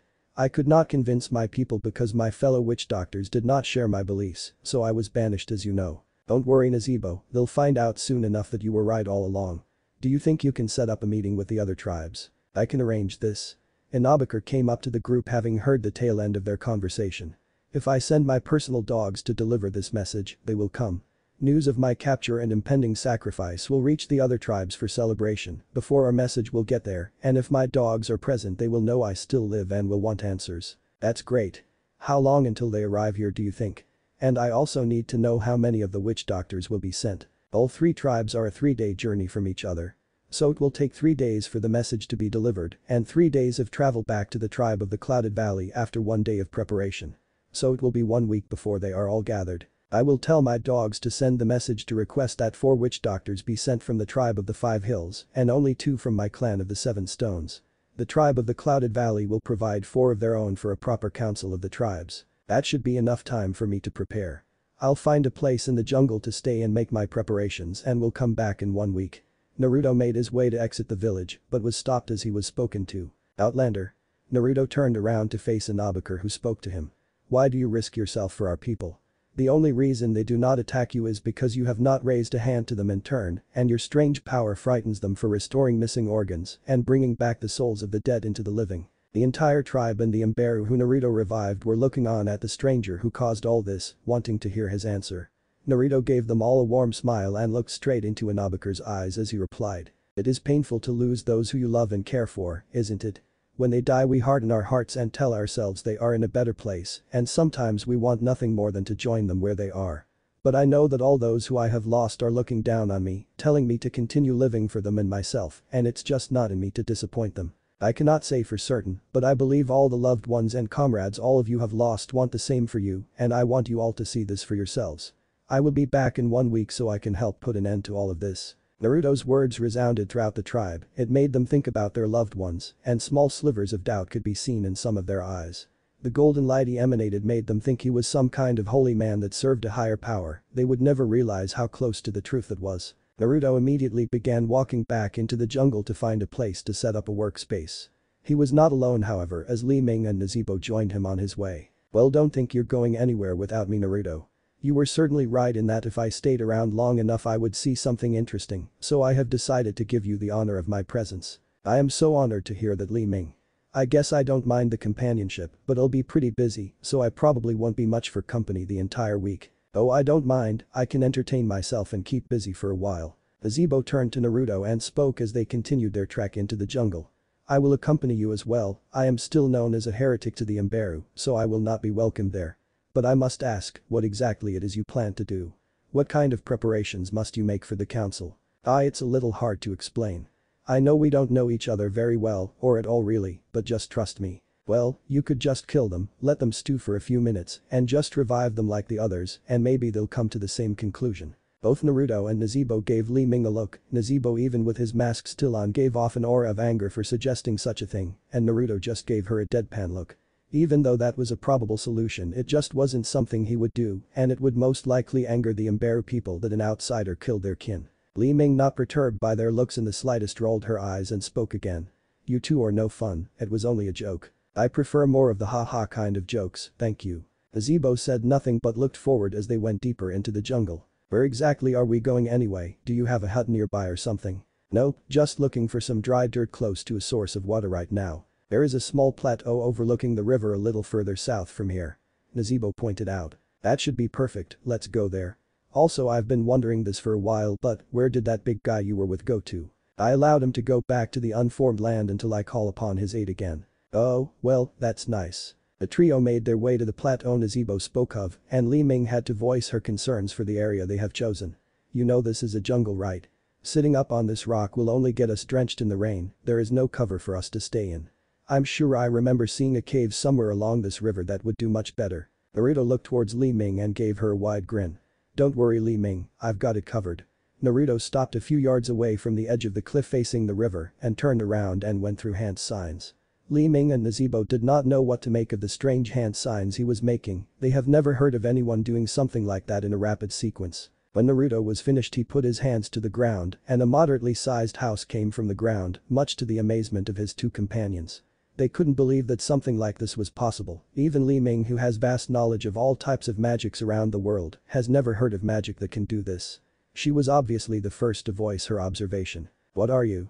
Are you some kind of master druid or something?" "The what now?" "The druid, you have to be. Druids are the only ones who are this close to nature, but even then I have never heard of them manipulating wood before, and they could never form the elements into such elaborate shapes either, they could only really direct the elements to form attacks or defenses. But it still doesn't make sense. What you did back in the village isn't something a druid could or even would do, they have too much respect for life to toil with the dead. And that barrier you made held up perfectly to the attacks of witch doctors without any strain. Not even the greatest of mages can create a barrier to withstand so many powerful attacks at once with so little time. You are something else entirely, but what is something I intend to find out. Well, I'll definitely wish you luck on unraveling that mystery, but don't stress yourself out over it if you don't get any answers right away. You two are more than welcome to stay here with me while I do my work. We'll each have our own rooms for privacy, and I have extra bedrolls if you need it. Just let me know if you need anything and I'll see what I can do." Naruto left it at that and turned around to walk through the front door and left it open for them to enter. It was their choice. Nezebo was silent still, but decided to follow him in. He had his own concerns about the man, but he was willing to help save his people, so he would give him his trust for now. The power Naruto displayed just shows him how capable that man must be. Perhaps he is capable of saving the Imberu. Li Ming was definitely going to follow him, but she was still immersed in her own thoughts. The powers he displayed were astonishing, and none of them were even offensive in nature. She was excited to see what he was capable of when attacking his enemies. The week in the jungle went by relatively peacefully, all three individuals kept themselves busy. Nezebo liked to meditate and perform small rituals in the mornings and evenings, and he took it upon himself to hunt and gather food, since he knew more than the others what was good to eat and what wasn't in his native land. Li Ming had gone out the first day to retrieve her belongings from a traveling pack that she had forgotten in her own small camp not too far away. She kept herself busy by reviewing the tomes she had collected and occasionally training in her magics, but she liked to sleep in the mornings, since it had been a while since she had a comfortable place to sleep. Li Ming and Nezebo weren't really sure what their companion was doing since he stayed in his room most of the time, but he did join them for meals and took occasional breaks. But the only thing they really heard from his room sounded like he was writing. After 3 days of being mostly shut in his room, Naruto asked Nezebo for his help. It was at this point that he told his companions what he planned to do, but he had hit a bit of a rough patch and thought Nezebo could help him. "Okay, now I know this might sound a little weird, but what I want to do is open a portal to the unformed land that you had mentioned and let the witch doctors of the other tribes experience it for themselves, and maybe they can finally understand what you have been trying to tell them for so long." "Oh no, that's not weird at all, because everyone wants to open a portal to the underworld." Naruto looked over at the only female company he had and spoke with a flat tone. "Your sarcasm is duly noted, Li Ming, thanks." She just gave him a wide grin and answered back. "Always glad to help. What you say is concerning. Portals to Mbwiru-Kura are not to be opened by the living. The spirits are the ones who make contact with the witch doctors because of our acute awareness of the spirit world. Even among witch doctors very few can ever hear the spirits clearly, but because they are our brethren, they will come to our aid if we request it. What exactly do you believe I can aid you in? Well, I have the ability to open the portal, but because I am not in tune with the unformed land, I can't pinpoint the exact portal to open, so I want you to try and channel some of your energy through me in the hopes that I will choose the correct one. I don't want to open the wrong portal and maybe unleash something we're not prepared for. Your abilities continue to impress me, Naruto, but after bringing back the souls of the dead, I guess I'm not too surprised you can do this as well. But never mind that, how do you know you won't unleash something anyway, even with the right portal? Li Ming stated. Well, with Naruto here and the other witch doctors, when the time comes, we should be able to handle whatever may come, since they would know about what lurks in their afterlife. I see, I will help you with this, and may the spirits of Mwiru guide us. Okay, I just want you to put your hand on my back and flow some of your energy into me, I'll handle the rest. Be ready, Matatabi. Of course, let's try this again. Standing off to the side, Li Ming observed as Naruto stood behind Naruto and placed his left hand on Naruto's back and observed for himself. From Naruto's left side, Li Ming could see that his left eye turned a shade of green and his pupil completely disappeared. Naruto, channeling Matatabi's chakra, raised his right hand, which long thin claws grew from, and brought it down as if he were cutting the air. They didn't believe anything happened, but after a moment a thin tear could be seen leading to a void.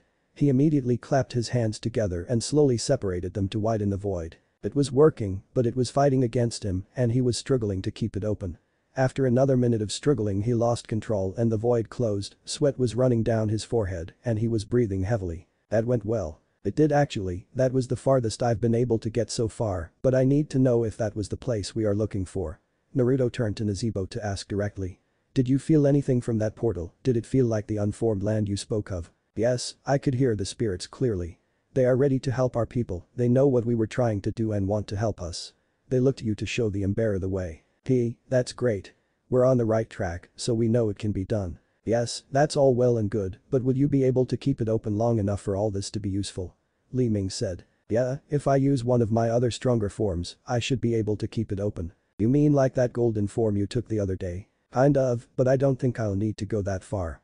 I have a lesser form I can take that should be strong enough, and if I need to I can take my higher form, but like I said, I don't think it will be necessary. Whatever you say, does this complete all your preparations now? Not yet, I still have one more thing I need to finish, but I'll be done before the week is up.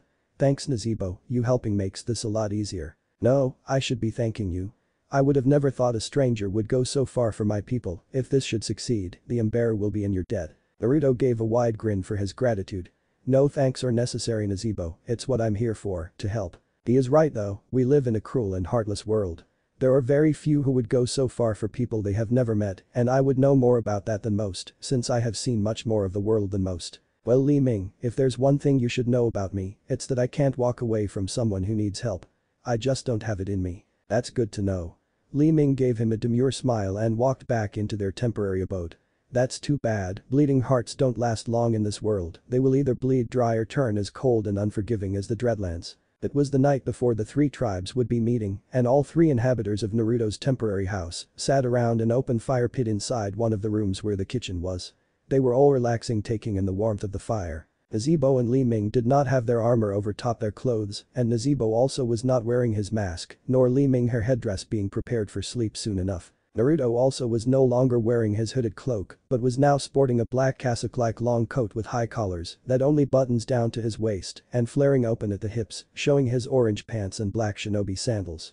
It was pouring rain outside and was getting a little cold, so the fire was a welcoming presence. They were in a comfortable silence until Li Ming started a conversation. So Naruto, we haven't had the chance to get to really know each other.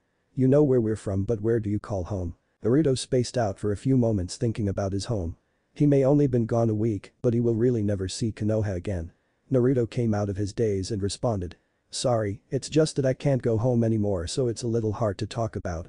But hopefully I can make a new home for myself someday. Oh, I'm sorry to hear that, I didn't mean to bring up bad memories. I have a few of my own I'd rather not think about, please forgive me. No need to apologize, I have great memories of my home. It's just that I'll end up missing those I left behind too much and I'll just get lost in my memories and that will just distract me too much from what I'm supposed to do. So there's nothing to be sorry for. Naruto gave her a reassuring smile and turned to Naruto as he spoke next. Were you banished from your village as well? It does not sound like your home was destroyed and you only say you cannot go back. Naruto rubbed the back of his head out of nervousness, he hoped they didn't pick up on that just yet, but he didn't want to just blatantly lie about it either. Yeah, my village wasn't destroyed, well technically it was, but that was a long time ago and we were able to rebuild, so not everything was lost. But I wasn't banished either, I just was sent on a journey that won't allow me to return home, it's complicated and it's not something I can readily talk about just yet, sorry. Li Ming gave a disappointed face and let him know. That's too bad, I would have liked to hear more. But you said your village was destroyed, I could only imagine it must have been demons. It must have been traumatizing to witness something like that as a child, you must have been very fortunate not to have been killed yourself. My village wasn't destroyed by demons, but a single man claiming to be a god. It was kind of hard to argue with that because of how powerful he was. No one in my village could defeat him, including our leader and the many powerful veteran shinobi who were there. Shinobi? I've never heard of a people called that before, just what region do you hail from? You're not more interested in the guy calling himself a god. Oh, there are plenty of lunatics out there calling themselves God, especially when they first come into power and haven't come across anyone who could defeat them. It all goes to their head and think themselves invincible, but I suppose I'm also curious as to who defeated him if you say no one in your village could. Well, All three occupants paused at hearing the noise coming outside their dwelling. Nazibo appeared shocked at first, but he and Li Ming both took on hardened looks prepared for a fight, but Naruto was a bit confused and spoke his thoughts.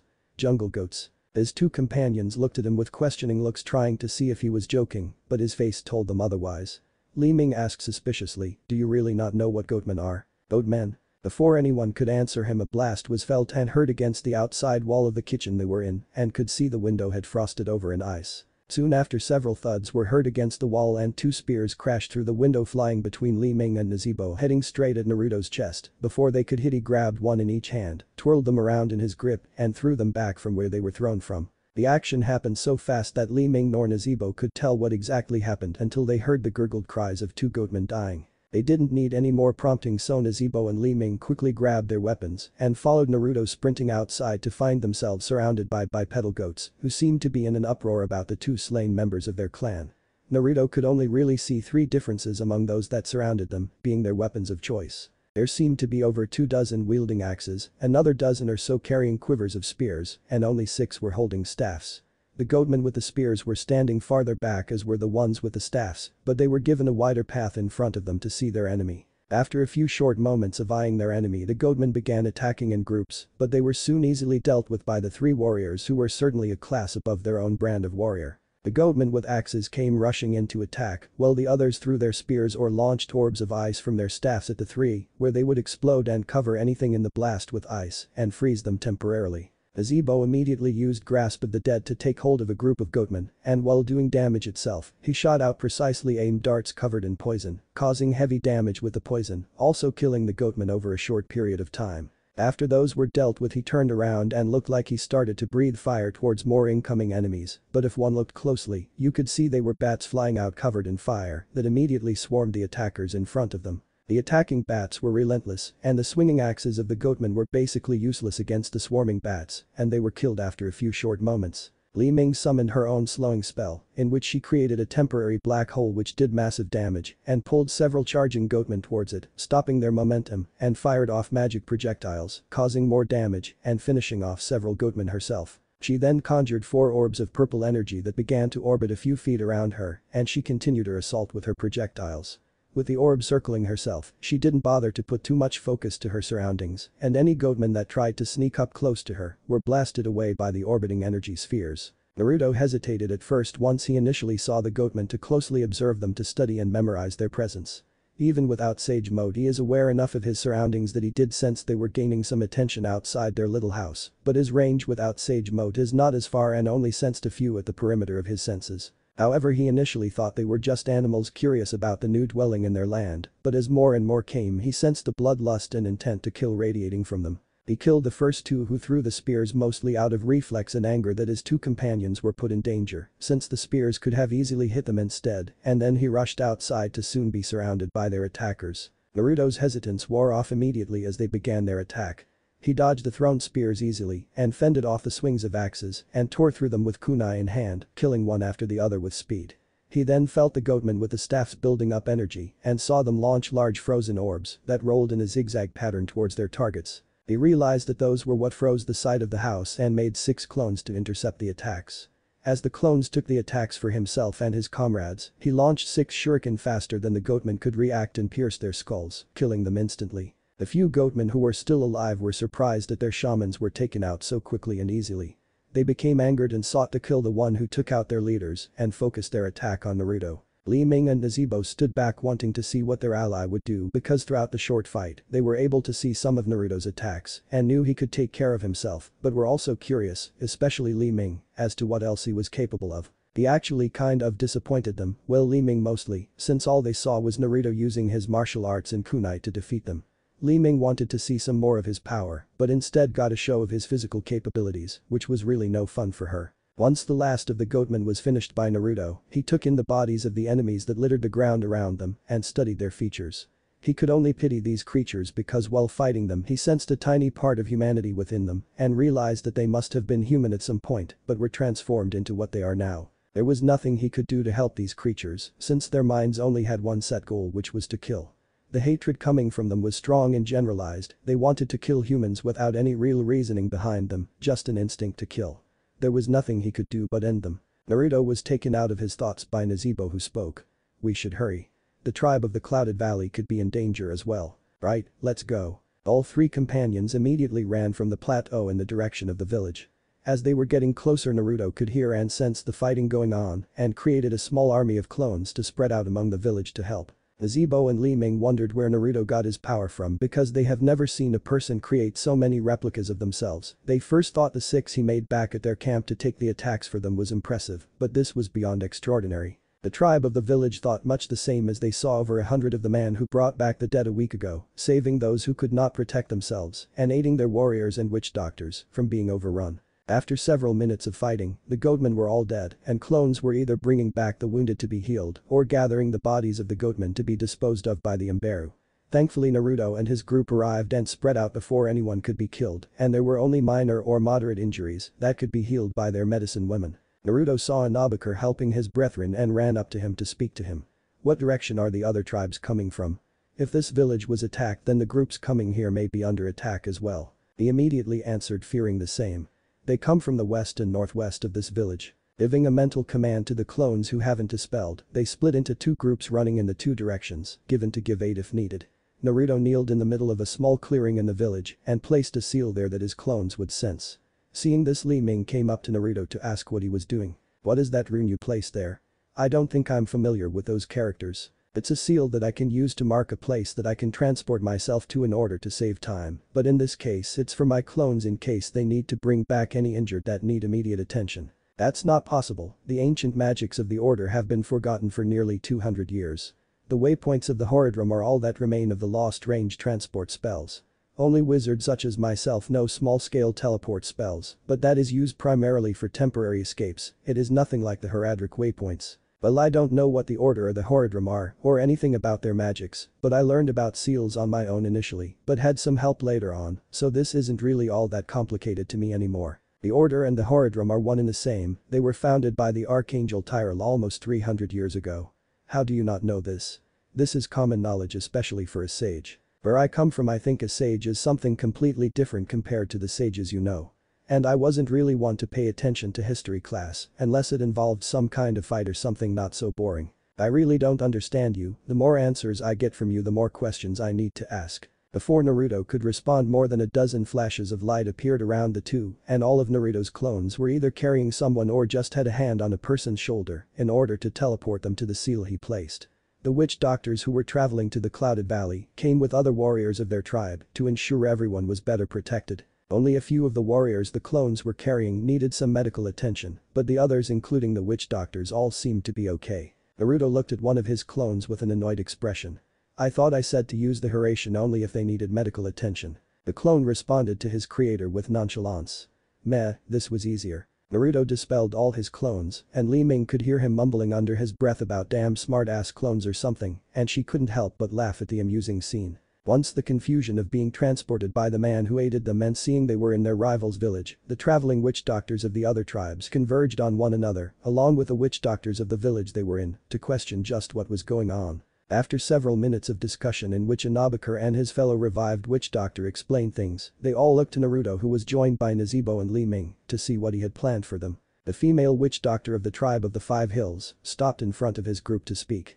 She was wearing mostly white armor with a human skull as a mask with a black mohawk and a large golden necklace hanging from it. She also had a small rope with skulls hanging from it in her left hand, and attached to her right hip was a large curved knife with a circular notch near the base of the blade, star metal kukri.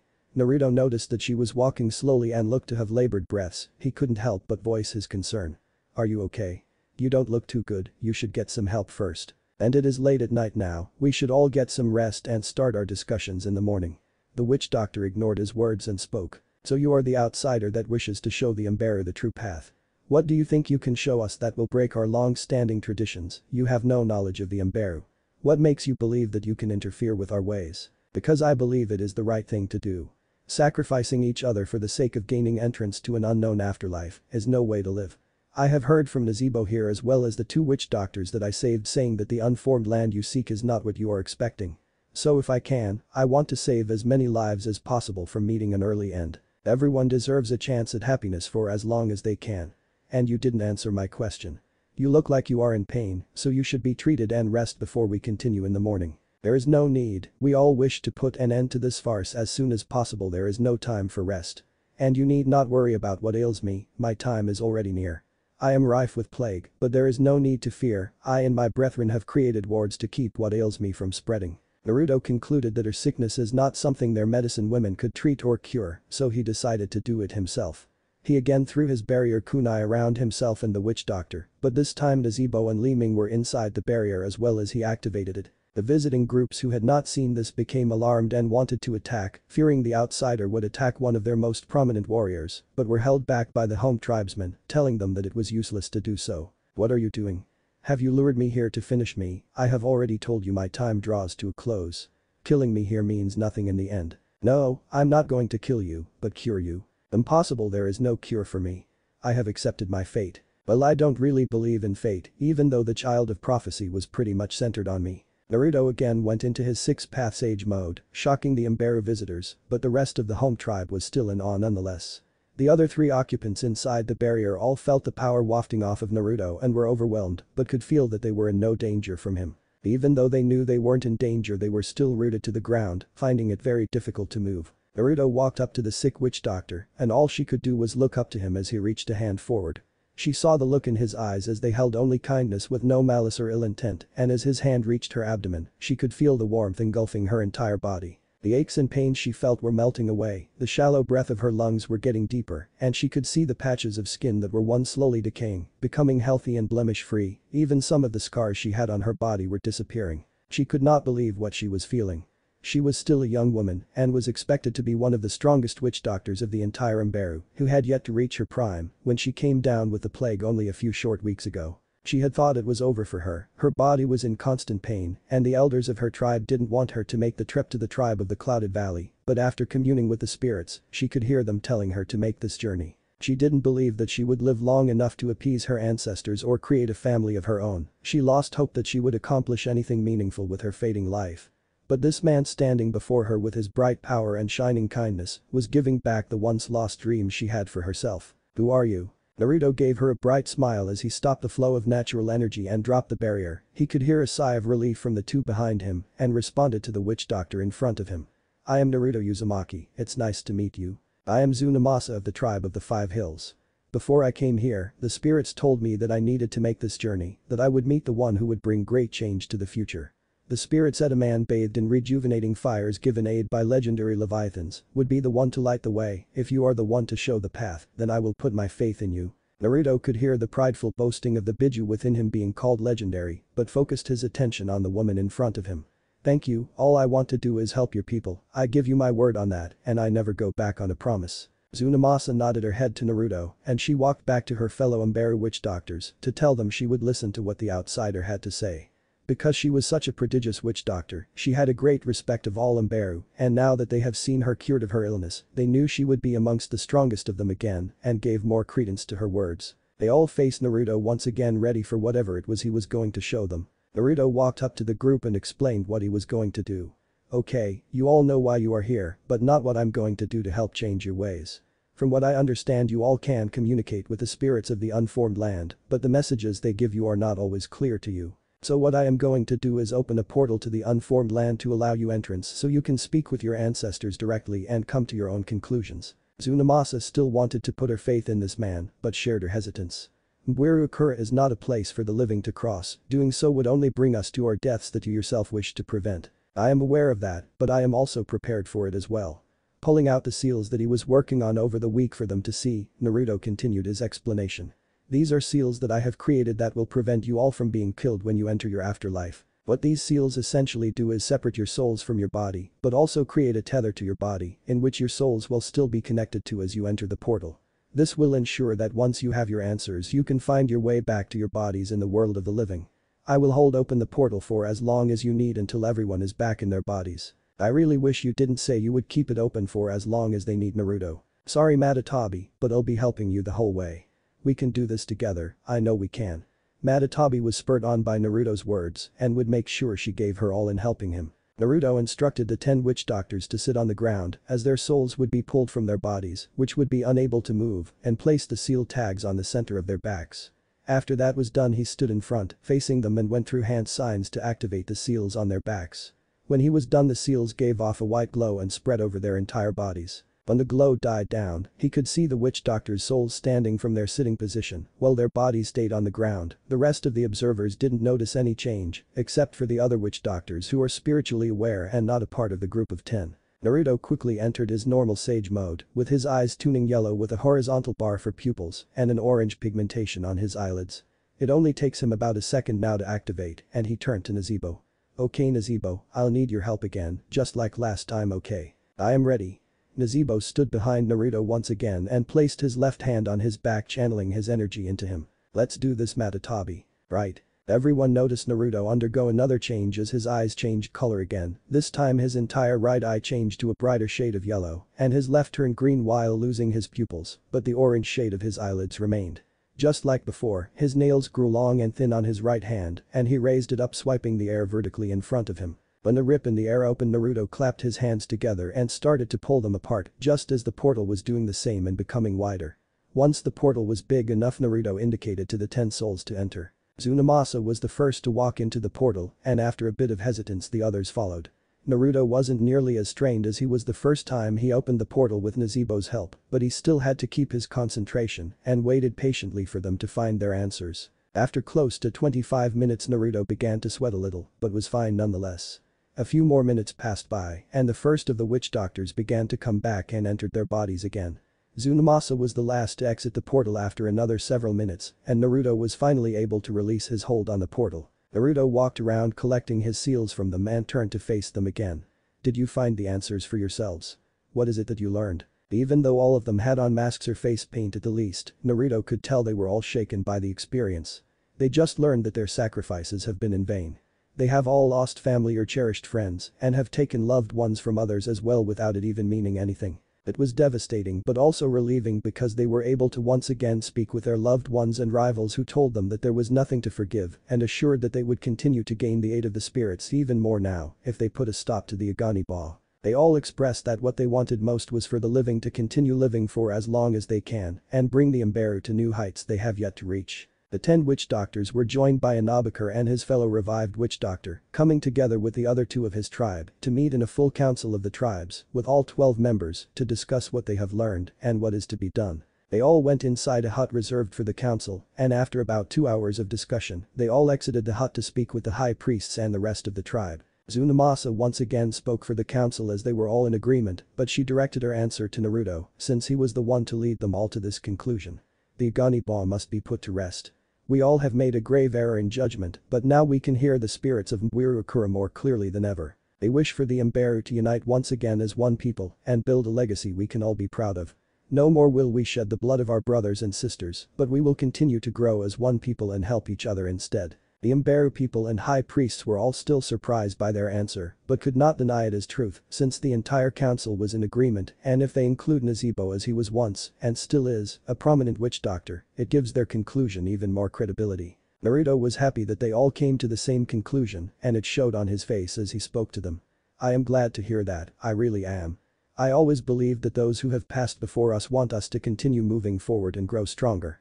I learned a long time ago in my youth that one can only become truly strong when they have something precious to protect. From that point on I have lived my entire life by that philosophy and I will continue to do so. I would say that the future looks bright for your people if you are the ones protecting them. All of you have a strong determination and it will be to your benefit in the future. The Imberu are in your debt, Naruto Uzumaki.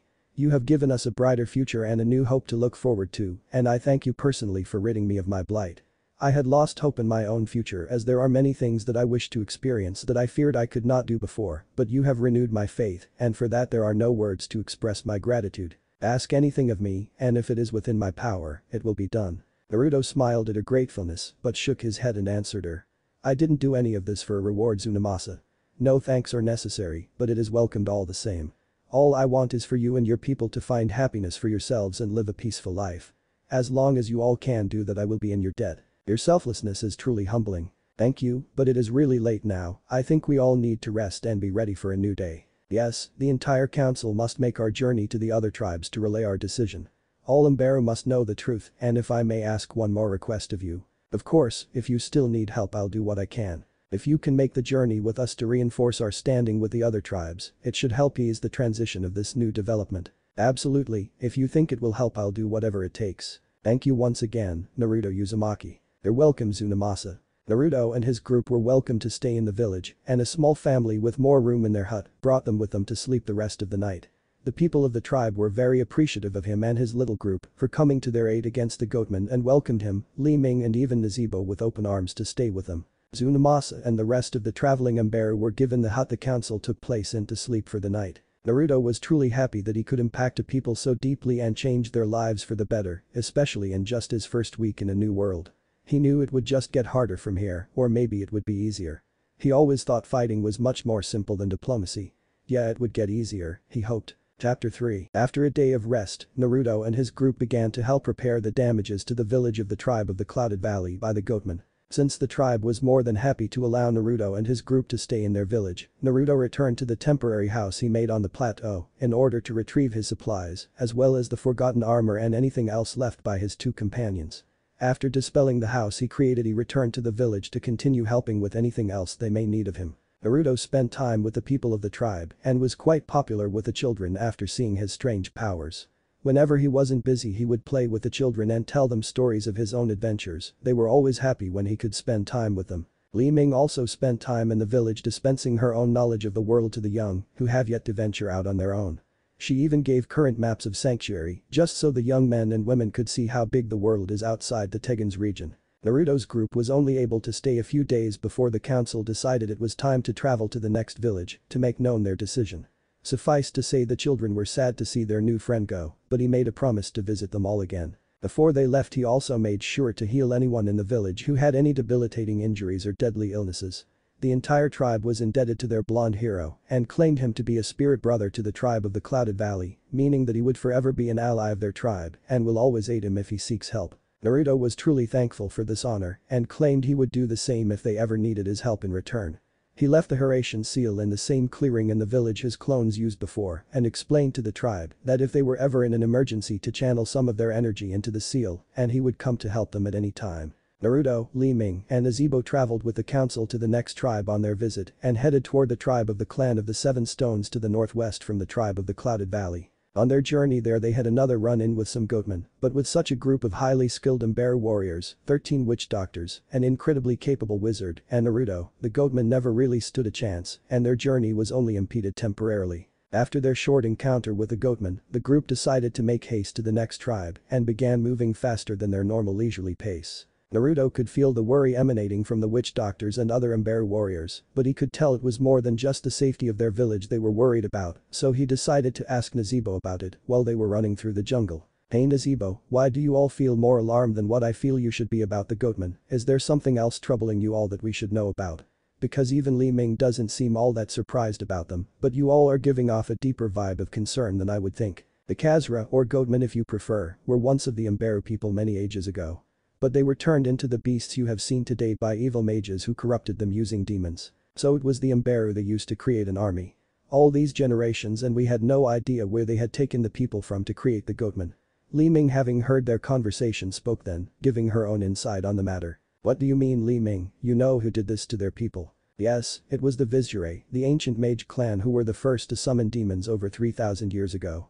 It wasn't until the Mage Clan Wars, about 1500 years ago, that the Goatmen were created by summoning demons to possess humans. I had just never known what people they used to do this. It was the Mberu who were turned into the Khazra, but the Khazra eventually drove out these Vizure, but they became weak-minded and were fully corrupted by demons and forced into servitude. It was the witch doctors who, after years of torment, eventually rid the Tegans of the Khazra. That is why my people and I are so concerned right now. We have thought to be rid of these beasts for over a millennia. To see them now must mean that demonic activity is on the rise again, which is not good for anyone. That is indeed troubling news, but goatmen have been seen widely in the Western kingdoms. So that is why I wasn't really surprised at seeing them, since I have seen plenty of them before in my travels. I just thought they were as common in this region as well. I am afraid not. The Mberu of today only know the Khazra as part of our history, and this is the first that the current age of Mberu have seen of them. That is really bad. Is there anything we can do about it now to stop them? Naruto asked, and Li Ming was the one to answer. There really isn't much we can do. The portals from hell can be opened nearly anywhere on Sanctuary, and the only way to stop them is to kill the ones who open them. But it will be difficult to find out who opens them, because it could be anyone from powerful demons or humans themselves who still practice demonology. You mean the Vizure you were talking about before are still active after all these years and still summon demons? No, after the Mage Clan Wars ended, the Vizure vowed to never toil in demonic magics again and instead promised to vanquish demons. And even though they were once the most powerful of the mage clans, they are still active today, but will probably never be trusted by the people again. They even tried to recruit me into their ranks, but I refused, not wanting to be associated with them or with any mage clan really.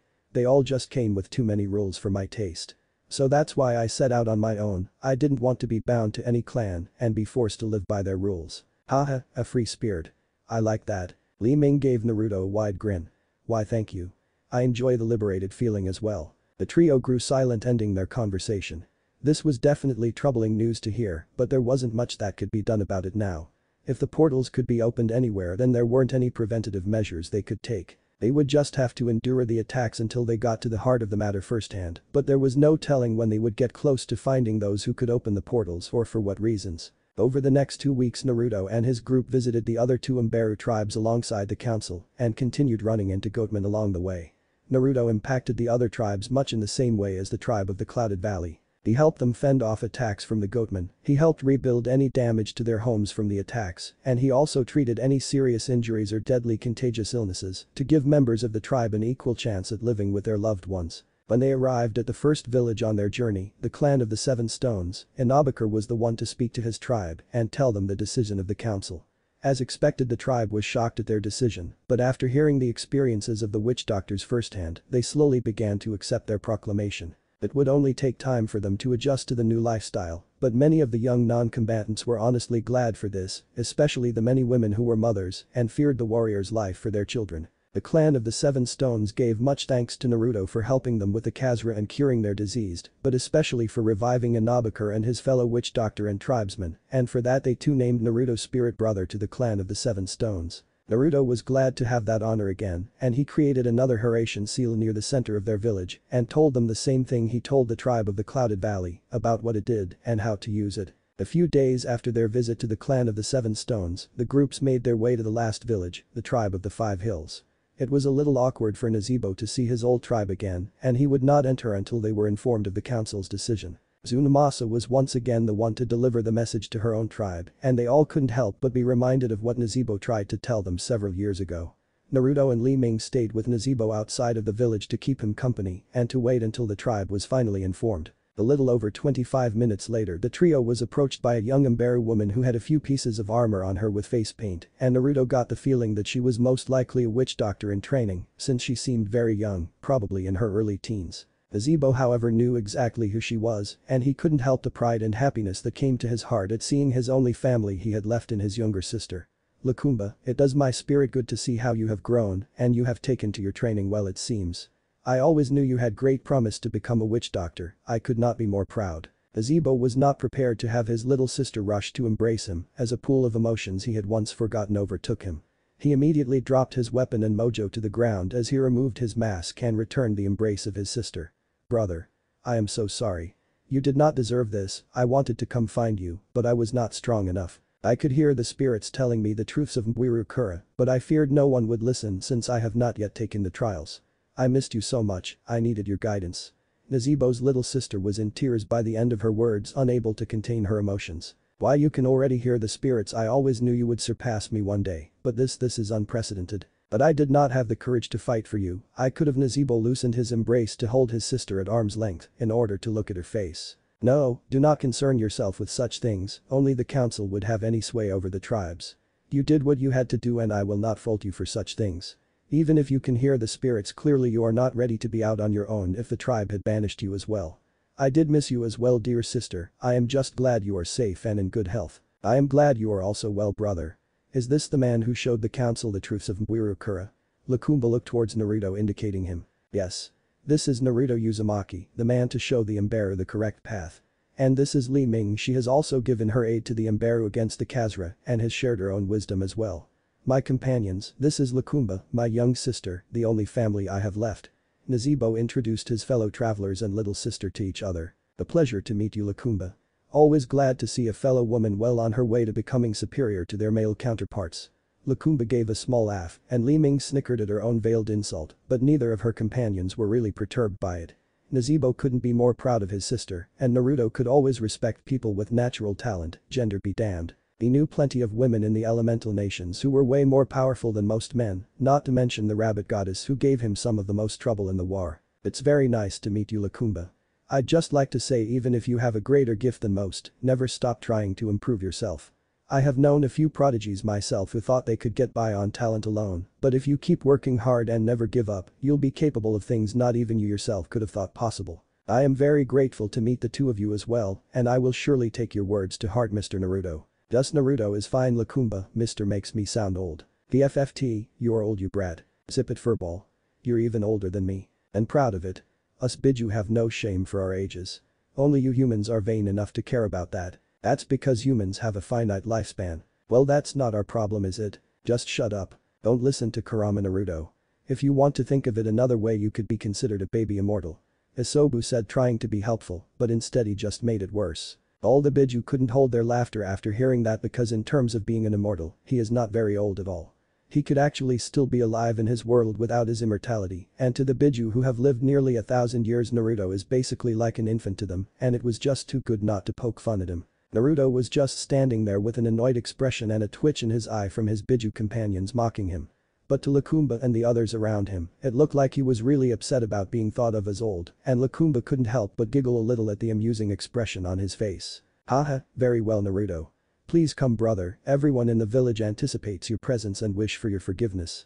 They also wish to meet your two compatriots who have helped our sister tribes.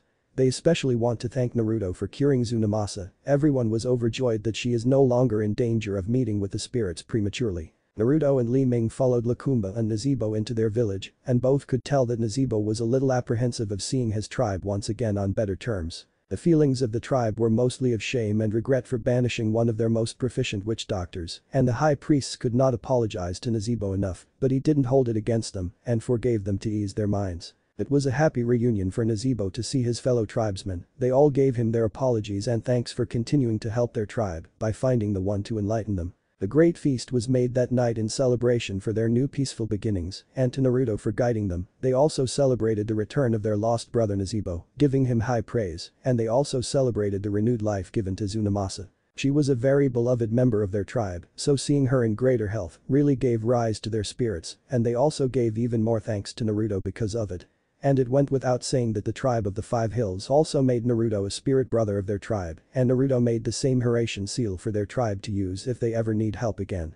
After another few days of staying in the village and helping fend off more attacks by goatmen, it was time for the traveling witch doctors of the other tribes to return home, and it was also time for Naruto to continue on his way as well. In the morning of a new day, the council gathered again before their departure to say their farewells and to make plans to meet again to discuss the future of the Imberu. Naruto, Li Ming and the rest of the tribe of the Five Hills came out to see them off as well. It had been agreed the night before that Naruto would use the Hiraishin seals that he left in the two other villages to transport the traveling council members, with there only being 8 in total because of the increased danger that the returned goatmen represented. It was decided when the council first left the tribe of the Clouded Valley that they didn't need any more warriors to come with them since there were already so many witch doctors, and so the other warriors from the clan of the Seven Stones who accompanied the witch doctors initially also stayed in their tribe when it was time to move to the last tribe on their journey. When they were ready, Naruto made 2 clones and told the 2 groups that all they had to do was place a hand on their bodies and the clones would transport them to their tribe. Inabukur and his group all placed their hands on either the clone's shoulders or back, and the other group of witch doctors did the same, and in an instant the 2 groups were gone. Naruto turned to the tribe to say his own farewells because he needed to move on to see who else he could help next. Well guys, it's been fun getting to know everyone and helping you all out, but I'm afraid that this is where I must depart as well. Much of the tribe was sad to hear that, especially the children who Naruto had become popular with again. Naruto gave the kids a bright smile, assuring them that he would visit again. And knowing that Li Ming was most likely going to accompany Naruto as well, had a few of the younger men who developed somewhat of a crush on her, sad to see her go, but were grateful for the knowledge of the outside world she had given them. Li Ming, being her playful self, gave them her own bright smile and waved her goodbyes to them and the rest of the tribe. Tsunamasa approached the 2 to send them off and give her final thanks. Sage, Naruto, Uzumaki and Wizard, Li Ming, you 2 have the gratitude of all Imberu and will forever be welcomed among our tribes. Naruto, there is nothing the Imberu can give you that can be great enough to compare to what you have given us. You have saved our people, cured our sick, rebuilt our homes and village, and have guided us to the right path, but your unending kindness is what I will remember the most. All I can assure you is that all Imberu shall pray to the spirits for your safety and well-being in your travels. You will forever be in our hearts, spirit brother of the Imberu. Spirit brother of the Imberu. The entire tribe chanted as one to show their support and faith in Naruto. Naruto could not be more honored by their gesture, and he gave them all a deep bow to show his thanks in his own way. Azebo made his way out of the crowd and approached Naruto and Li Ming. To show my own gratitude on behalf of the Imberu, I will continue to accompany you on your journey, if you would have me. The crowd was shocked at Nazebo's declaration, and some felt shame rise up again, thinking he has still not forgiven them for their betrayal. None were more upset than his sister, who had finally got her brother back. Brother. Why? Why would you leave now? Are you still upset with the tribe? No, I harbor no ill will towards our tribe, and I am truly happy to be accepted back by all of you. Then why? I had visions from the spirits last night as I slept, and they have told me to follow this man. Many witch doctors can feel a deep foreboding of the future coming from the spirits. The Kazura returning to the Tegans is one sign. I believe it will only get worse from here, and the spirits tell me that this man gives hope to our future, and I will not allow him to fight alone. I will fight alongside him, and with me I will carry the will of the Imberu to see that our world is saved. Brother, but if Nazebo wants to come with me, then I have no problem with it, his help is more than welcomed. I promise you this, Lakumba, you will see your brother again, I'll make sure of it. I'll be sure to bring him back to your tribe in one piece. I see, then please have a safe journey and keep each other safe. Goodbye, brother. Goodbye, Lakumba, I will return to you and I want you to take this. It is the key to our mother's wardrobe, which contains her own legendary vestments. I want you to continue your training to grow stronger and only take up her armor when you are ready. I will, brother, I promise I will become stronger and work hard every day. May the spirits guide you, little one. May the spirits guide you, brother. After a short embrace between the siblings, the group of 3 were seen off by the tribe with loud cheers, wishing them safe travels, and the 3 waved back to them as they walked away into the jungle. A few hours later, the trio were still traveling through the jungle, but Naruto's 2 companions had no idea where he was going. Nazebo wasn't bothered by it since he fully put his trust in Naruto and would follow wherever he leads, but Li Ming would prefer to know where she was going so she could better prepare herself. So Naruto, where are we headed exactly, if you don't mind me asking? Li Ming has had her suspicions of Naruto for a while now because it seemed to her that he had no knowledge of Sanctuary at all, not even the basic knowledge of demons or history. She wanted to know just where he would lead them to and had a feeling that he would finally give an acceptable answer if her suspicions were correct. Well, I was thinking we go west and cut through the marshlands and get a boat ride to the Scovos Isles or something, probably head to Philios first and see what's there. Naruto couldn't help but give himself a mental pat on the back for paying attention to the little lectures Li Ming gave to the young Imberu about the world he is in, which he found out is actually called Sanctuary. He also got a good look at the maps she made for the tribes and memorized the major bodies of water and land masses, as well as some major cities she made note of. I knew it. You could pretend all you wanted that all your attention was on those small children, but I could tell you had one ear open while I was teaching the young, ignorant Imberu about what they should know about the world. Just what are you and where do you come from? It's possible you have amnesia and have lost all your knowledge, but you told us you have memories of your home, and I wouldn't believe you had amnesia anyway. You are too sure of yourself to have lost any memories. But let's see how you handle your little oversight. Well, that sounds like a splendid idea. It's just too bad there are no boats on the west coast of the marshlands, since the only settlements there are far to the north at the Strait of the Twin Seas or all the way to the south at the Cape of the Sea of Light, but you knew that, right? Well shit, I walked right into that one. You sure did, Naruto-kun. I like this woman. She is cunning and shrewd just like a cat, and she is probably just as smart as your Nara friend. Her intentions have been very clear, you know. She has been keeping a close eye on you. You're right, Matatabi, I haven't given her enough credit, but lucky for me I'm known for thinking outside the box. Of course, Li Ming, but I never said we needed to hire someone to give us a boat ride, now did I? I'll just create my own boat. Of course you would, how could I ever forget your mastery in carpentry? Li Ming said, sounding a little perturbed by his response. She thought she could catch him off guard, but it seemed he had an answer for everything. Yup, piece of cake. We'll get there in no time. All we have to do is get through the rest of this jungle and cross the marshlands to the coast, and I'll make us a boat to get to the main island of the Scovos Isles. Well, do you think we could speed this up a little? I'd rather not have to spend any more time than I need to in these jungles. No offense, Nazebo. None taken. If you would like, perhaps I should lead the way. I know swifter pathways through the jungle that should see us out of here a few days faster than our current pace. Please do, I think you are more than qualified to show us through here, since this is your homeland. Unless our fearless leader has any objections. Hey, I'm not a leader of anything. I don't have a problem with you two joining me on my journey, but I don't think I'm any more important than either of you, so don't go thinking you have to do what I say or anything. So there is no problem with Nazebo leading the way out of here. Well, I'm glad you think that way, Naruto, and respect us enough to see us as equals, because if I wouldn't listen to my teachers before, then there's no reason to believe I would listen to you any better. However, I'll admit that your words carry more weight than my past teachers, since they were all idiots. You should really show more respect to your teachers, you know. I wouldn't be where I am now if it wasn't for those who were willing to teach me what I know. Oh, I would give them the proper respects if I didn't basically teach myself everything I know. Most of the things I learned from the tomes at the Ashari Sanctum could barely be understood by my so-called teachers. Everything just came naturally to me, whereas others struggled for years to understand their studies. There is only one I would give all my respects to, my first and only real teacher, the one who started me on my path to magic, but she is no longer among the living. I'm sorry to hear that, Li Ming. My own master was taken from me early in my life, and he couldn't be there to see me master many of the techniques that he should have rightfully taught me himself, but I know that old perv is proud of me for what I have accomplished. Haha, talk about showing the proper respects yourself, Naruto, calling your own master a pervert. You guys have no idea, that man was a shameless pervert and he openly admitted it himself. I can't tell you of all the times I had to pull him away from his peeping on hot springs or all the times he was beaten when he was caught. Ugh.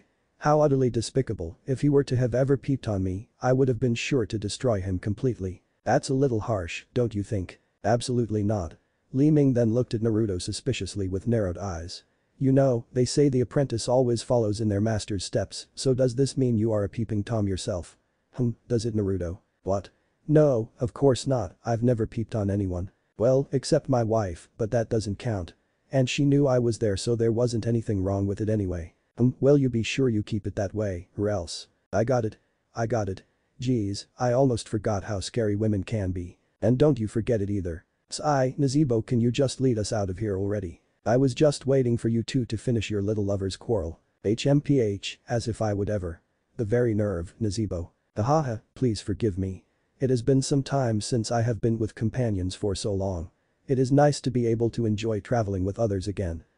No worries, Nazebo, I almost didn't think you had a sense of humor beneath that mask of yours. Well, I don't really have much of one, but I just couldn't resist the easy opening. But at least you still know how to have fun. Let's just get on with this already. I still want to get out of here quickly, and I think a good run will do us all some good. Very well, follow me and let us be swift. The trio of travelers ended their conversation and began running in pace with each other through the jungle on their way to the western coast of the marshlands.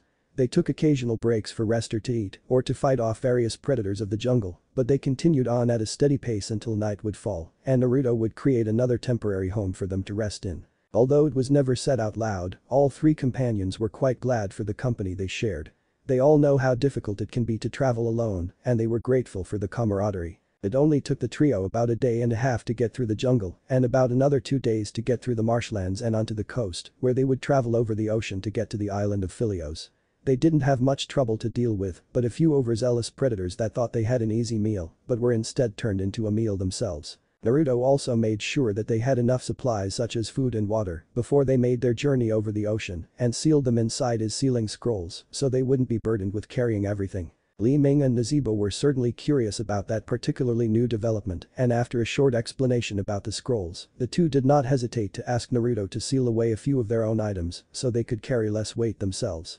Naruto had no problem with it and gave them their own scrolls to seal their belongings in. He had developed a way for others without chakra to use sealing scrolls years ago, since he figured the people from the new worlds he would enter wouldn't have chakra of their own, but he decided to only give them to people that he could trust. The group of three were now upon the coast of the marshlands overlooking the ocean before them, ready to begin another leg of their journey.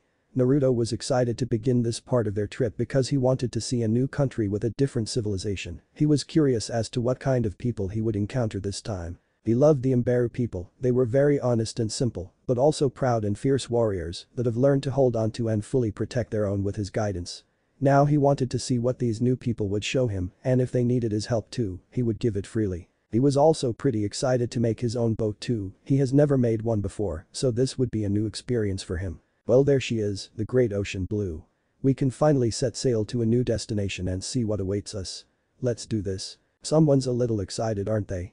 Li Ming said with an amused expression as she and Nazibo watched Naruto run off onto the beach like a child on a sugar high. Yes, it is good he still has his enthusiasm. Ha.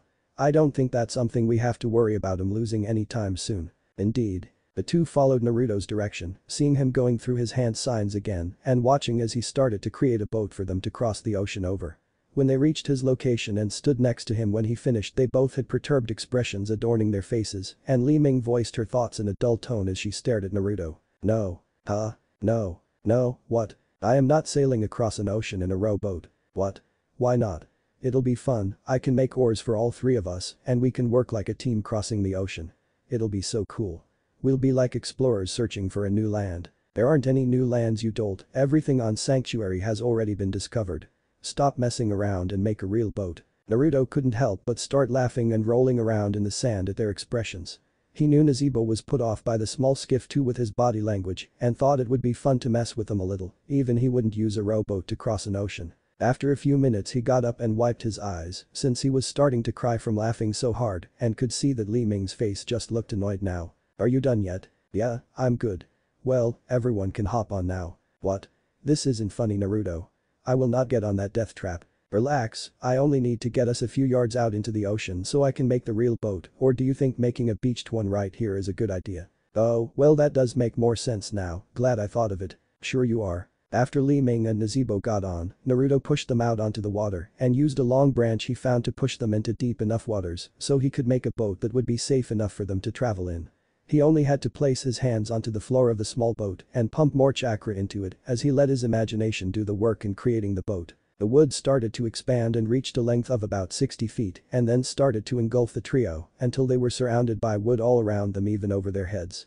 They were in complete darkness until candles started to light up the narrow hallway that they were standing in. Well, let's start the tour from the inside first since we're already here. The inside of the boat had separate rooms for them like his houses, but they had bunk-style beds built into the walls with a rail board in front to keep them from rolling off. Each room was a decent size, not too small or too big, and they had their own desk built in with drawers for supplies and built-in dressers for clothes, and they each had a circular window so they could view the outside from their rooms. There was also a kitchen in another area that was big enough for the three to cook and eat comfortably in. Naruto also made 2 separate bathrooms for men and women, just to be courteous to Li Ming. Thank you for the separate bathroom, Naruto, but why couldn't you make bathrooms, with showers no less, in your other houses? Well, those were just temporary and for sleeping, so I didn't feel they were necessary. Well, it would have been nice, don't you think? I don't mind bathing in the river, it's nature's bath. You should enjoy it, Li Ming. Whatever, how did you even get fresh water to run through this thing anyway? It's because I'm a sage and it's a part of the nature of my chakra.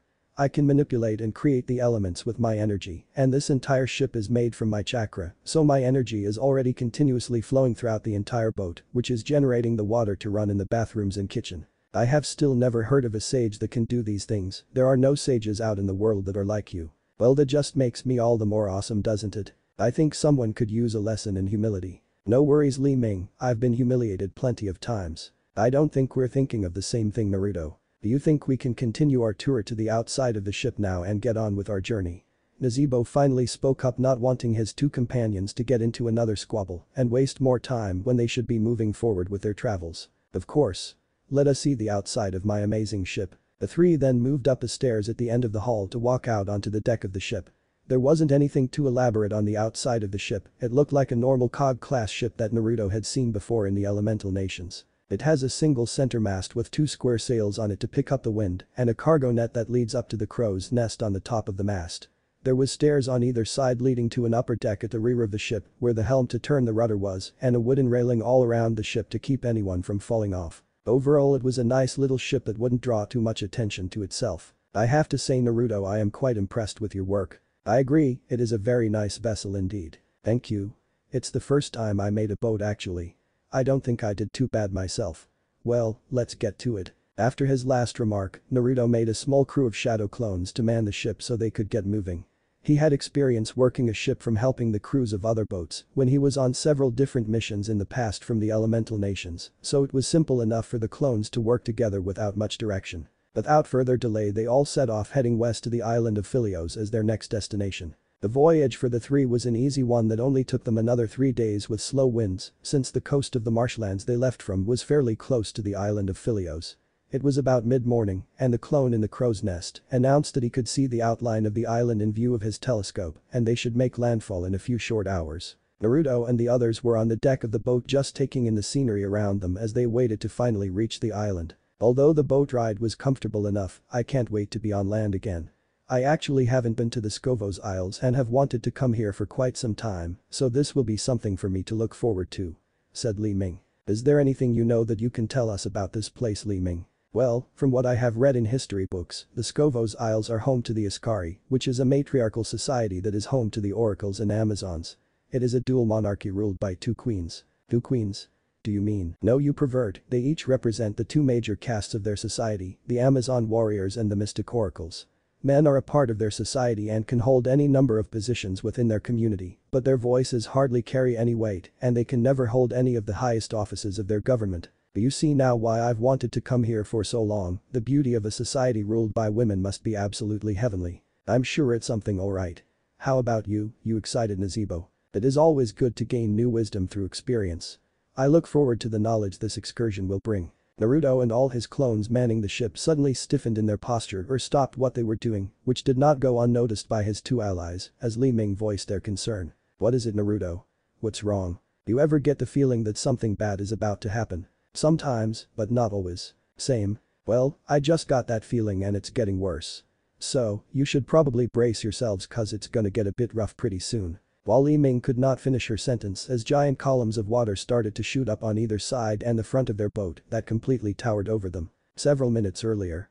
Themis, capital city of Philios. Running could be heard down the halls of the great palace heading in the direction of the throne room of the 2 queens of the Scovos Isles. The 2 queens, Zara and Celestia, were in a meeting with their generals and priestesses when they heard the rapid footsteps climbing the stairs leading to the open entryway to the throne room. They saw one of their warriors run up the throne to kneel before her 2 queens and speak to them. "My queens. It is just as Queen Celestia foretold, our scouts have spotted a ship off our eastern coast within the Black Waters. And the ship is not of the Iskari sort. No, Queen Zara, the ship is not of Iskarian design, it looks more like the vessels of those of the kingdoms to the north. It seems that crew must have not been given the news of the recent dangers to our eastern waters," said Queen Celestia. "That or they chose to ignore the warnings. Either way, it is of no consequence to us, but I want our scouts to be watching everything that happens to that ship. If we can find any weakness to try and deal with this new calamity, I want it found." "Yes, Queen Zara, it shall be done." With that, the Iskari warrior immediately departed the throne room to deliver the queen's orders. It is an unfortunate fate that could have been avoided for these people, but all we can do is pray that their deaths are swift and our goddess Athulyu watches over them. "Celestia, can you use your scrying pool to show us what happens to this ship? I would like to see for myself what weaknesses I can detect in this thing firsthand." "Yes, I can do this if you wish." "Thank you. All of you come and observe as well, so we can try to come up with a plan to finally end this." "Yes, my queen." "What the hell is that?" The giant columns of water fell back into the ocean to reveal a large amount of thin deep red tentacles of a giant squid that wanted nothing more than to destroy the ship and consume the inhabitants within. "If I had to guess, someone just released the Kraken on us." "I can see that, Naruto. I was just answering your question. You don't have to bite my head off." Gazebo, being the more well-grounded of the trio, decided to cut off any further arguments since there was something a bit more pressing at the moment. Now's not the time for bickering, we must focus on survival now. I just don't see how we can survive something like this out on the ocean, we are at a clear disadvantage, especially if the ship is destroyed. As long as we work together we'll make it through this. I won't let anything happen to either of you, I promise, we'll be on that island just in time for lunch. Li Ming, Nazebo, Naruto and his clones all took up defensive positions to fend off any attacks.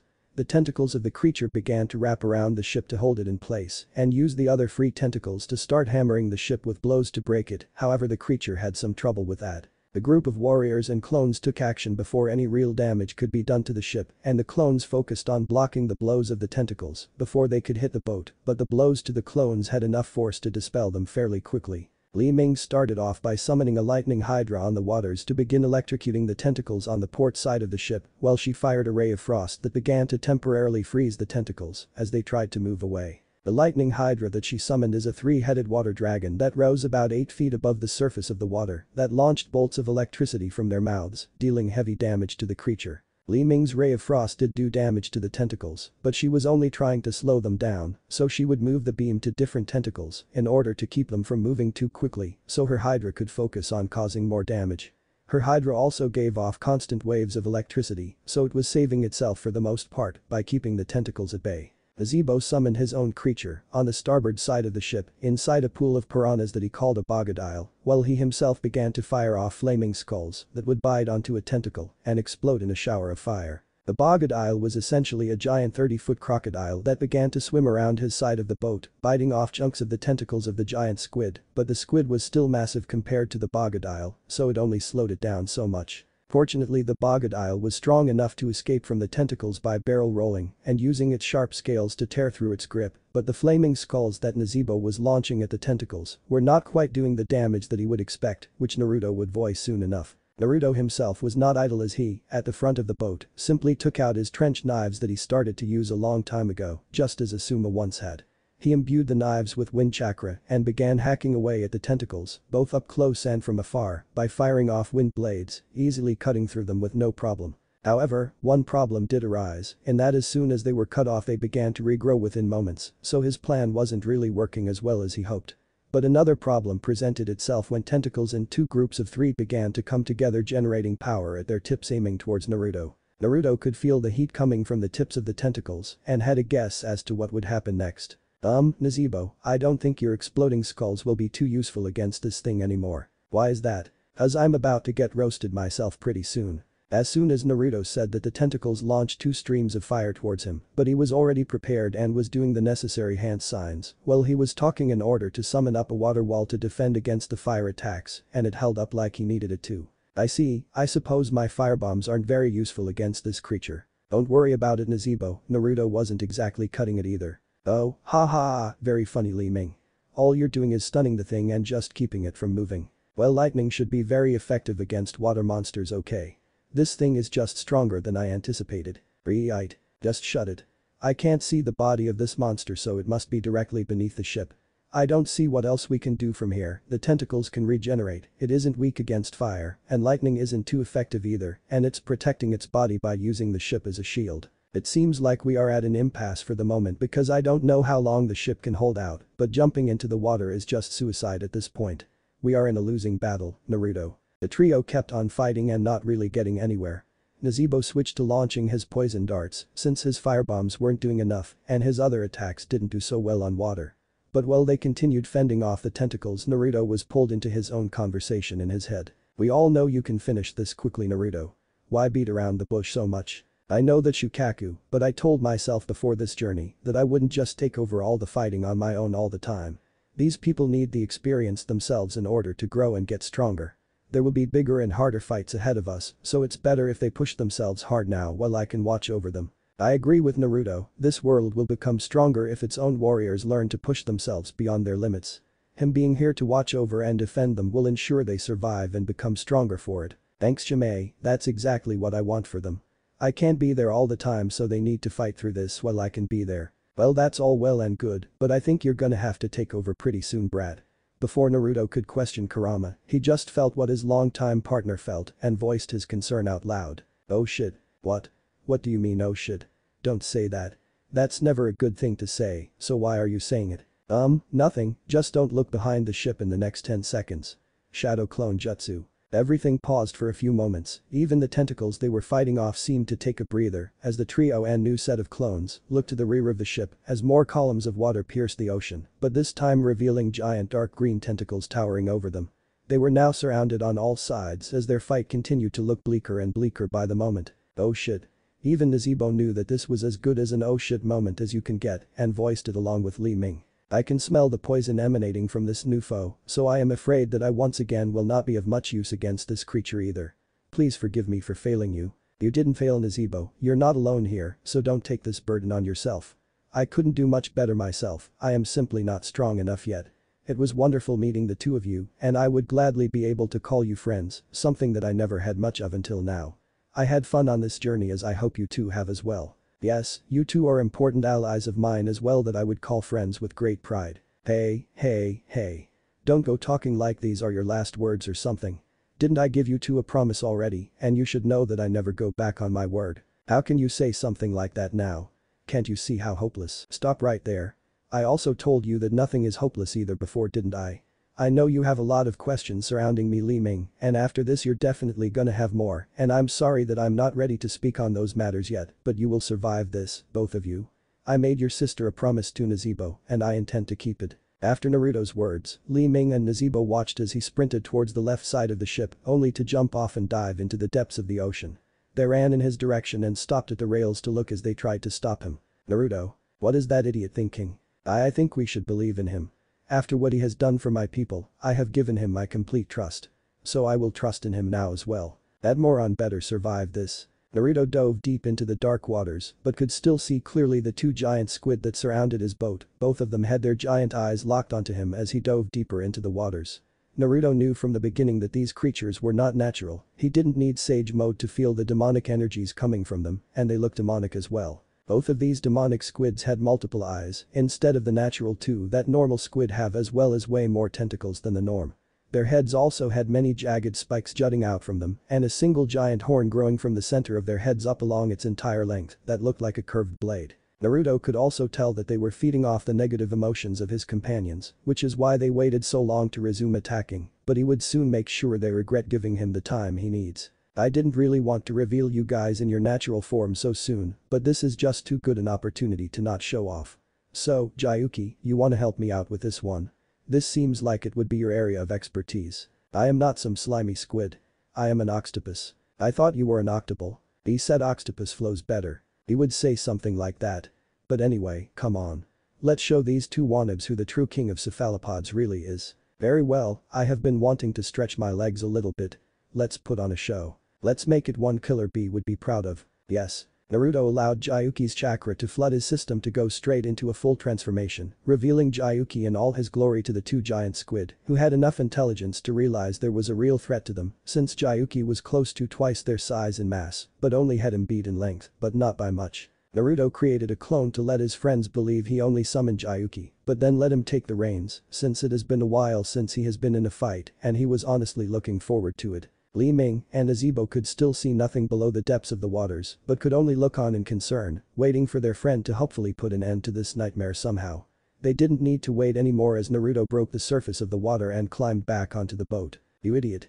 Slap, do you have any idea how frightened you made us? What were you thinking diving down there? You're gonna get yourself killed. Well, he only likes to be summoned underwater and he would have crushed us if I did it on the boat, so yeah. God, I'm lucky that slap didn't dispel me. What are you talking about? What did you summon? The boat was suddenly jerked to the side as if the currents were sucking them in, but only for a moment as the boat was pushed back as the two red and green squids were seemingly launched out of the water in the direction of the right side of the ship. They ran over to the starboard side to see the still airborne monsters crash back into the ocean, creating giant waves that threatened to capsize their boat, but before the waves could hit them, a new creature rose from the dark waters shielding them from the waves. They first saw a giant flesh-colored horn rise in front of them, followed by a second broken one, revealing a giant head facing away from them. It continued rising to the surface to show a human-like torso, with 2 human arms and 8 octopus tentacles, breaking the surface of the water. As Jayuki turned to face Naruto's allies, he could feel their fear rising again as they saw another giant-sized monster before them. Li Ming and Nazibo were taken out of their terrified states as the bull octopus creature spoke to them. Do not fear me. A friend of Naruto's is a friend of mine. I will protect you all until my dying breath. Jayuki turned away from them to intercept a stream of fire and a stream of poison directed at him from behind and fired his own larger stream of ink that completely engulfed their attacks and drowned them out.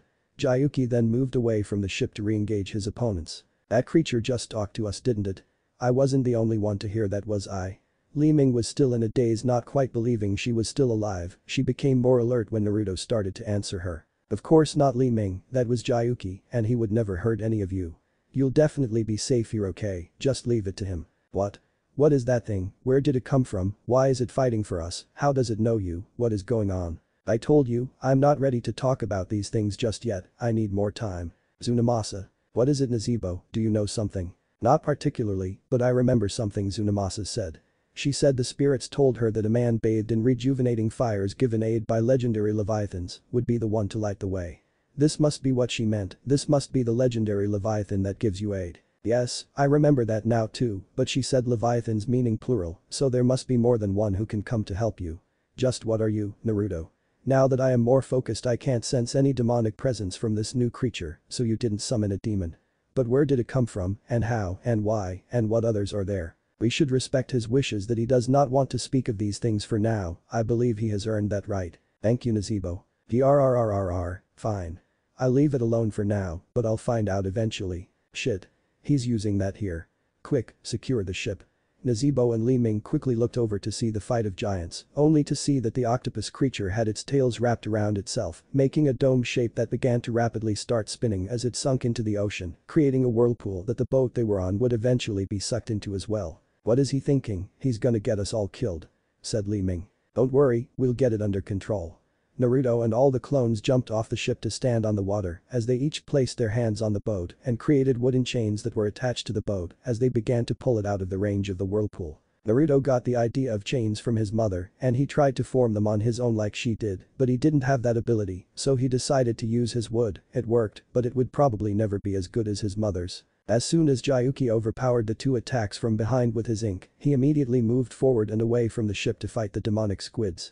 The squids tried to use their speed underwater to try and cut open Jayuki with their blade-like horns and spiky heads to cause damage, but Jayuki's thick skin remained undamaged. Jayuki grabbed the two by their tentacles as they made another pass to try and cut him open and pulled them in towards him and punched them both with his massive fists that sent them flying out of the water again and skip along the surface of the ocean. The two squids prepared a combination attack in which they intertwined their tentacles together and fired a giant stream of green fire towards Jayuki. Jayuki could have dodged, but if he did the attack would have headed straight for the ship, so he curled up his tentacles around him to create a defense against it. As soon as the attack died down, leaving only a few singes, Jayuki remained in his curled up form and began to spin rapidly while descending into the ocean, using his tailed beast, 8 twists, to create a giant whirlpool. The giant squids tried to swim away, but the current was too powerful and they were sucked into the swirling waters at a very high velocity, unable to escape the whirlpool. Once Jayuki had the two right where he wanted them, he rose up into the center of the whirlpool and twisted his body in the opposite direction of the water, with his arms sticking out while yelling out his attack. Tailed beast, double lariat. Right after he announced his attack, each squid crashed into one of his arms below the center of their heads, which basically bisected them as the tops of their heads flew into the sky and a rain of blood and entrails fell into the ocean. It was a gruesome sight. Wow, Jayuki, that was brutal. I didn't know you had it in you, said Kakyo. Yeah. Show them how we bid you roll. The bloodier the better. Speak for yourself, Shukaku, only you, Kurama, and maybe Sun would fight that ferociously, said Seiken, not liking the thought of trying to be that gory on purpose. Some of their attacks will admittedly turn out gory like his own acidic attack, but it's not like he enjoys the outcome all the time. I won't argue that, said Kurama, as long as it's a worthy opponent to die by my hands, said Son Goku. I didn't really think they were that fragile, they took my earlier punches well enough, but a win is a win, so I'll take it. Hey, go get those horns from their heads. I think a win like that deserves a trophy, but their heads are too ugly, so the horns should be good enough. Naruto said, wanting those giant horns just because they looked cool to him like giant swords or something. The whirlpool died down, and Jayuki dove back into the water to find their heads and grabbed each one by the horn.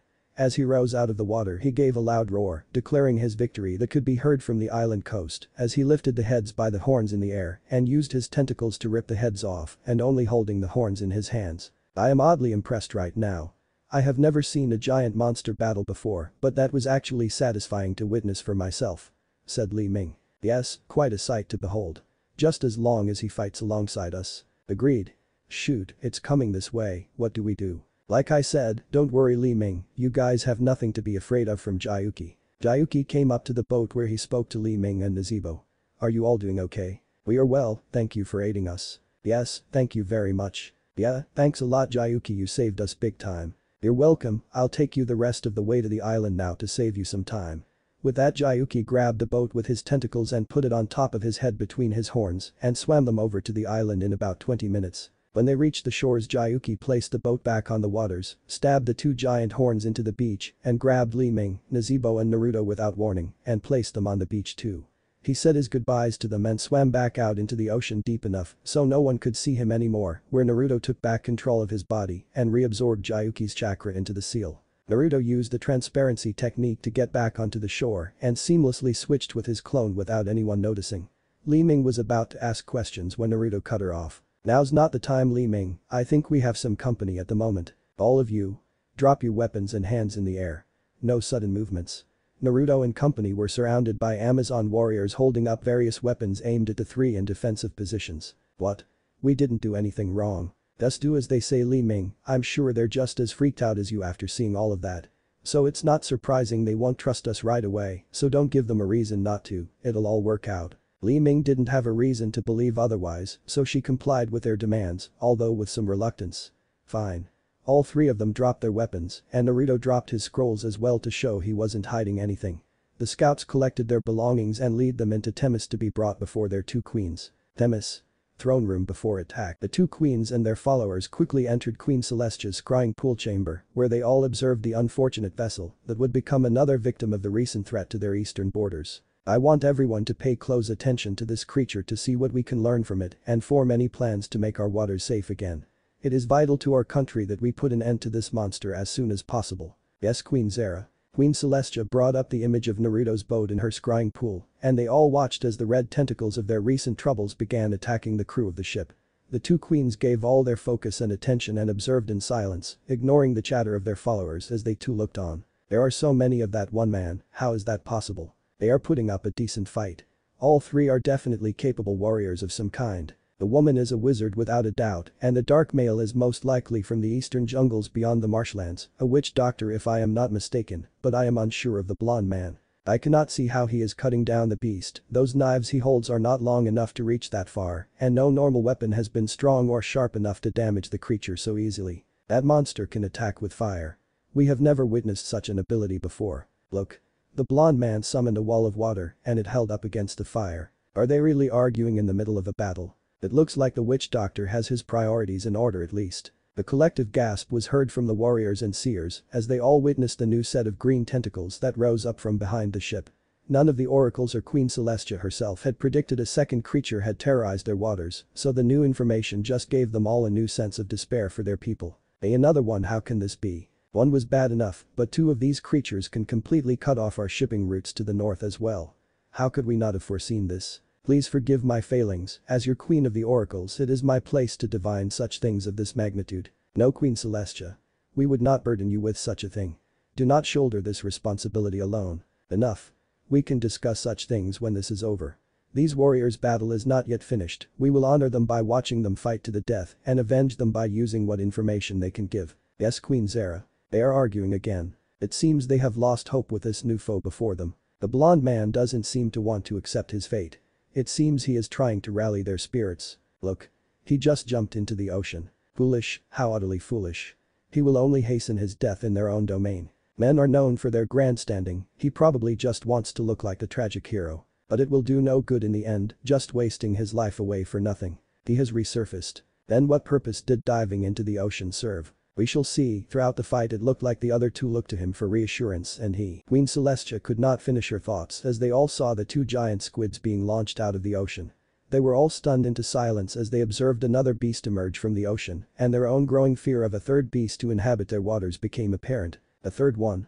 We cannot hope to best three of these beasts, and this one is nearly twice as large as the other two. Wait, it is not attacking the vessel, and it looks as if it is speaking to them. What kind of beast is this? The first two are attacking it. which means they must be fighting for territory. With any luck they will kill each other and our problems can be solved. Or at the very least weaken each other to the point we can end them with ease. Did anyone else see that? That larger beast took note of the vessel behind it and chose to defend against that combination attack instead of evading. It is protecting those warriors. No more chatter. I want everyone focused. I believe this battle will soon be at an end. Everyone obeyed the queen's order, but they did notice the small gesture made by the larger beast to defend the boat, but could not fathom why it would protect them. It wasn't long before the fight was over and they all witnessed the gruesome end to the two giant squid. They couldn't help but be impressed as well when the beast gave a loud victory cry that they could all hear from the capital. What may have shocked them the most was when they saw the last standing giant carefully place the ship on its head and started moving in the direction of their island. Tell our scouts on the coast to continue observing the creature and those people from a distance. I want our captains ready to evacuate the city to the western coast on my command if that beast should target our land," said Queen Zera. "If that beast should leave our island in peace and those people step foot on our land, I want them disarmed and brought before us, but do not engage or harm them. I do not want to make an enemy of one who may be able to control such a beast," said Queen Celestia. "Yes, my queens." With the queen's commands given, the Amazons and oracles left the two queens alone in the scrying pool chamber. "Do you really think one of those warriors is in command of such a beast, Celestia? I do not believe it is outside the realm of possibility. That man dove into the ocean with a purpose and from the expressions on his face, while they were arguing it looked to me that the man was determined to protect his comrades. And with that beast fighting for them, it just seems too fortunate to be coincidence." "I see. Then they shall be treated cordially for now, but I will not tolerate any treachery on their behalf. Nor would I, Zera. The well-being of our people is my primary concern. And their safety is mine." Celestia and Zera, the two queens of the Scovos Isles, made their way to take their seats upon their thrones to await the newcomers to their land. They would speak to them in person to discover their intentions and determine if they were friend or foe. They would not take any risks upon their kingdom. They may have just witnessed the end to one of their troubles, but they would not risk any more. What if Naruto has immortal legacy given by Kami? Thanks for watching my video till the end. If you enjoy this content, then do consider subscribing to my channel and leave a like if you guys need the next part, comment down, and thanks for watching the video and see you guys in the next video.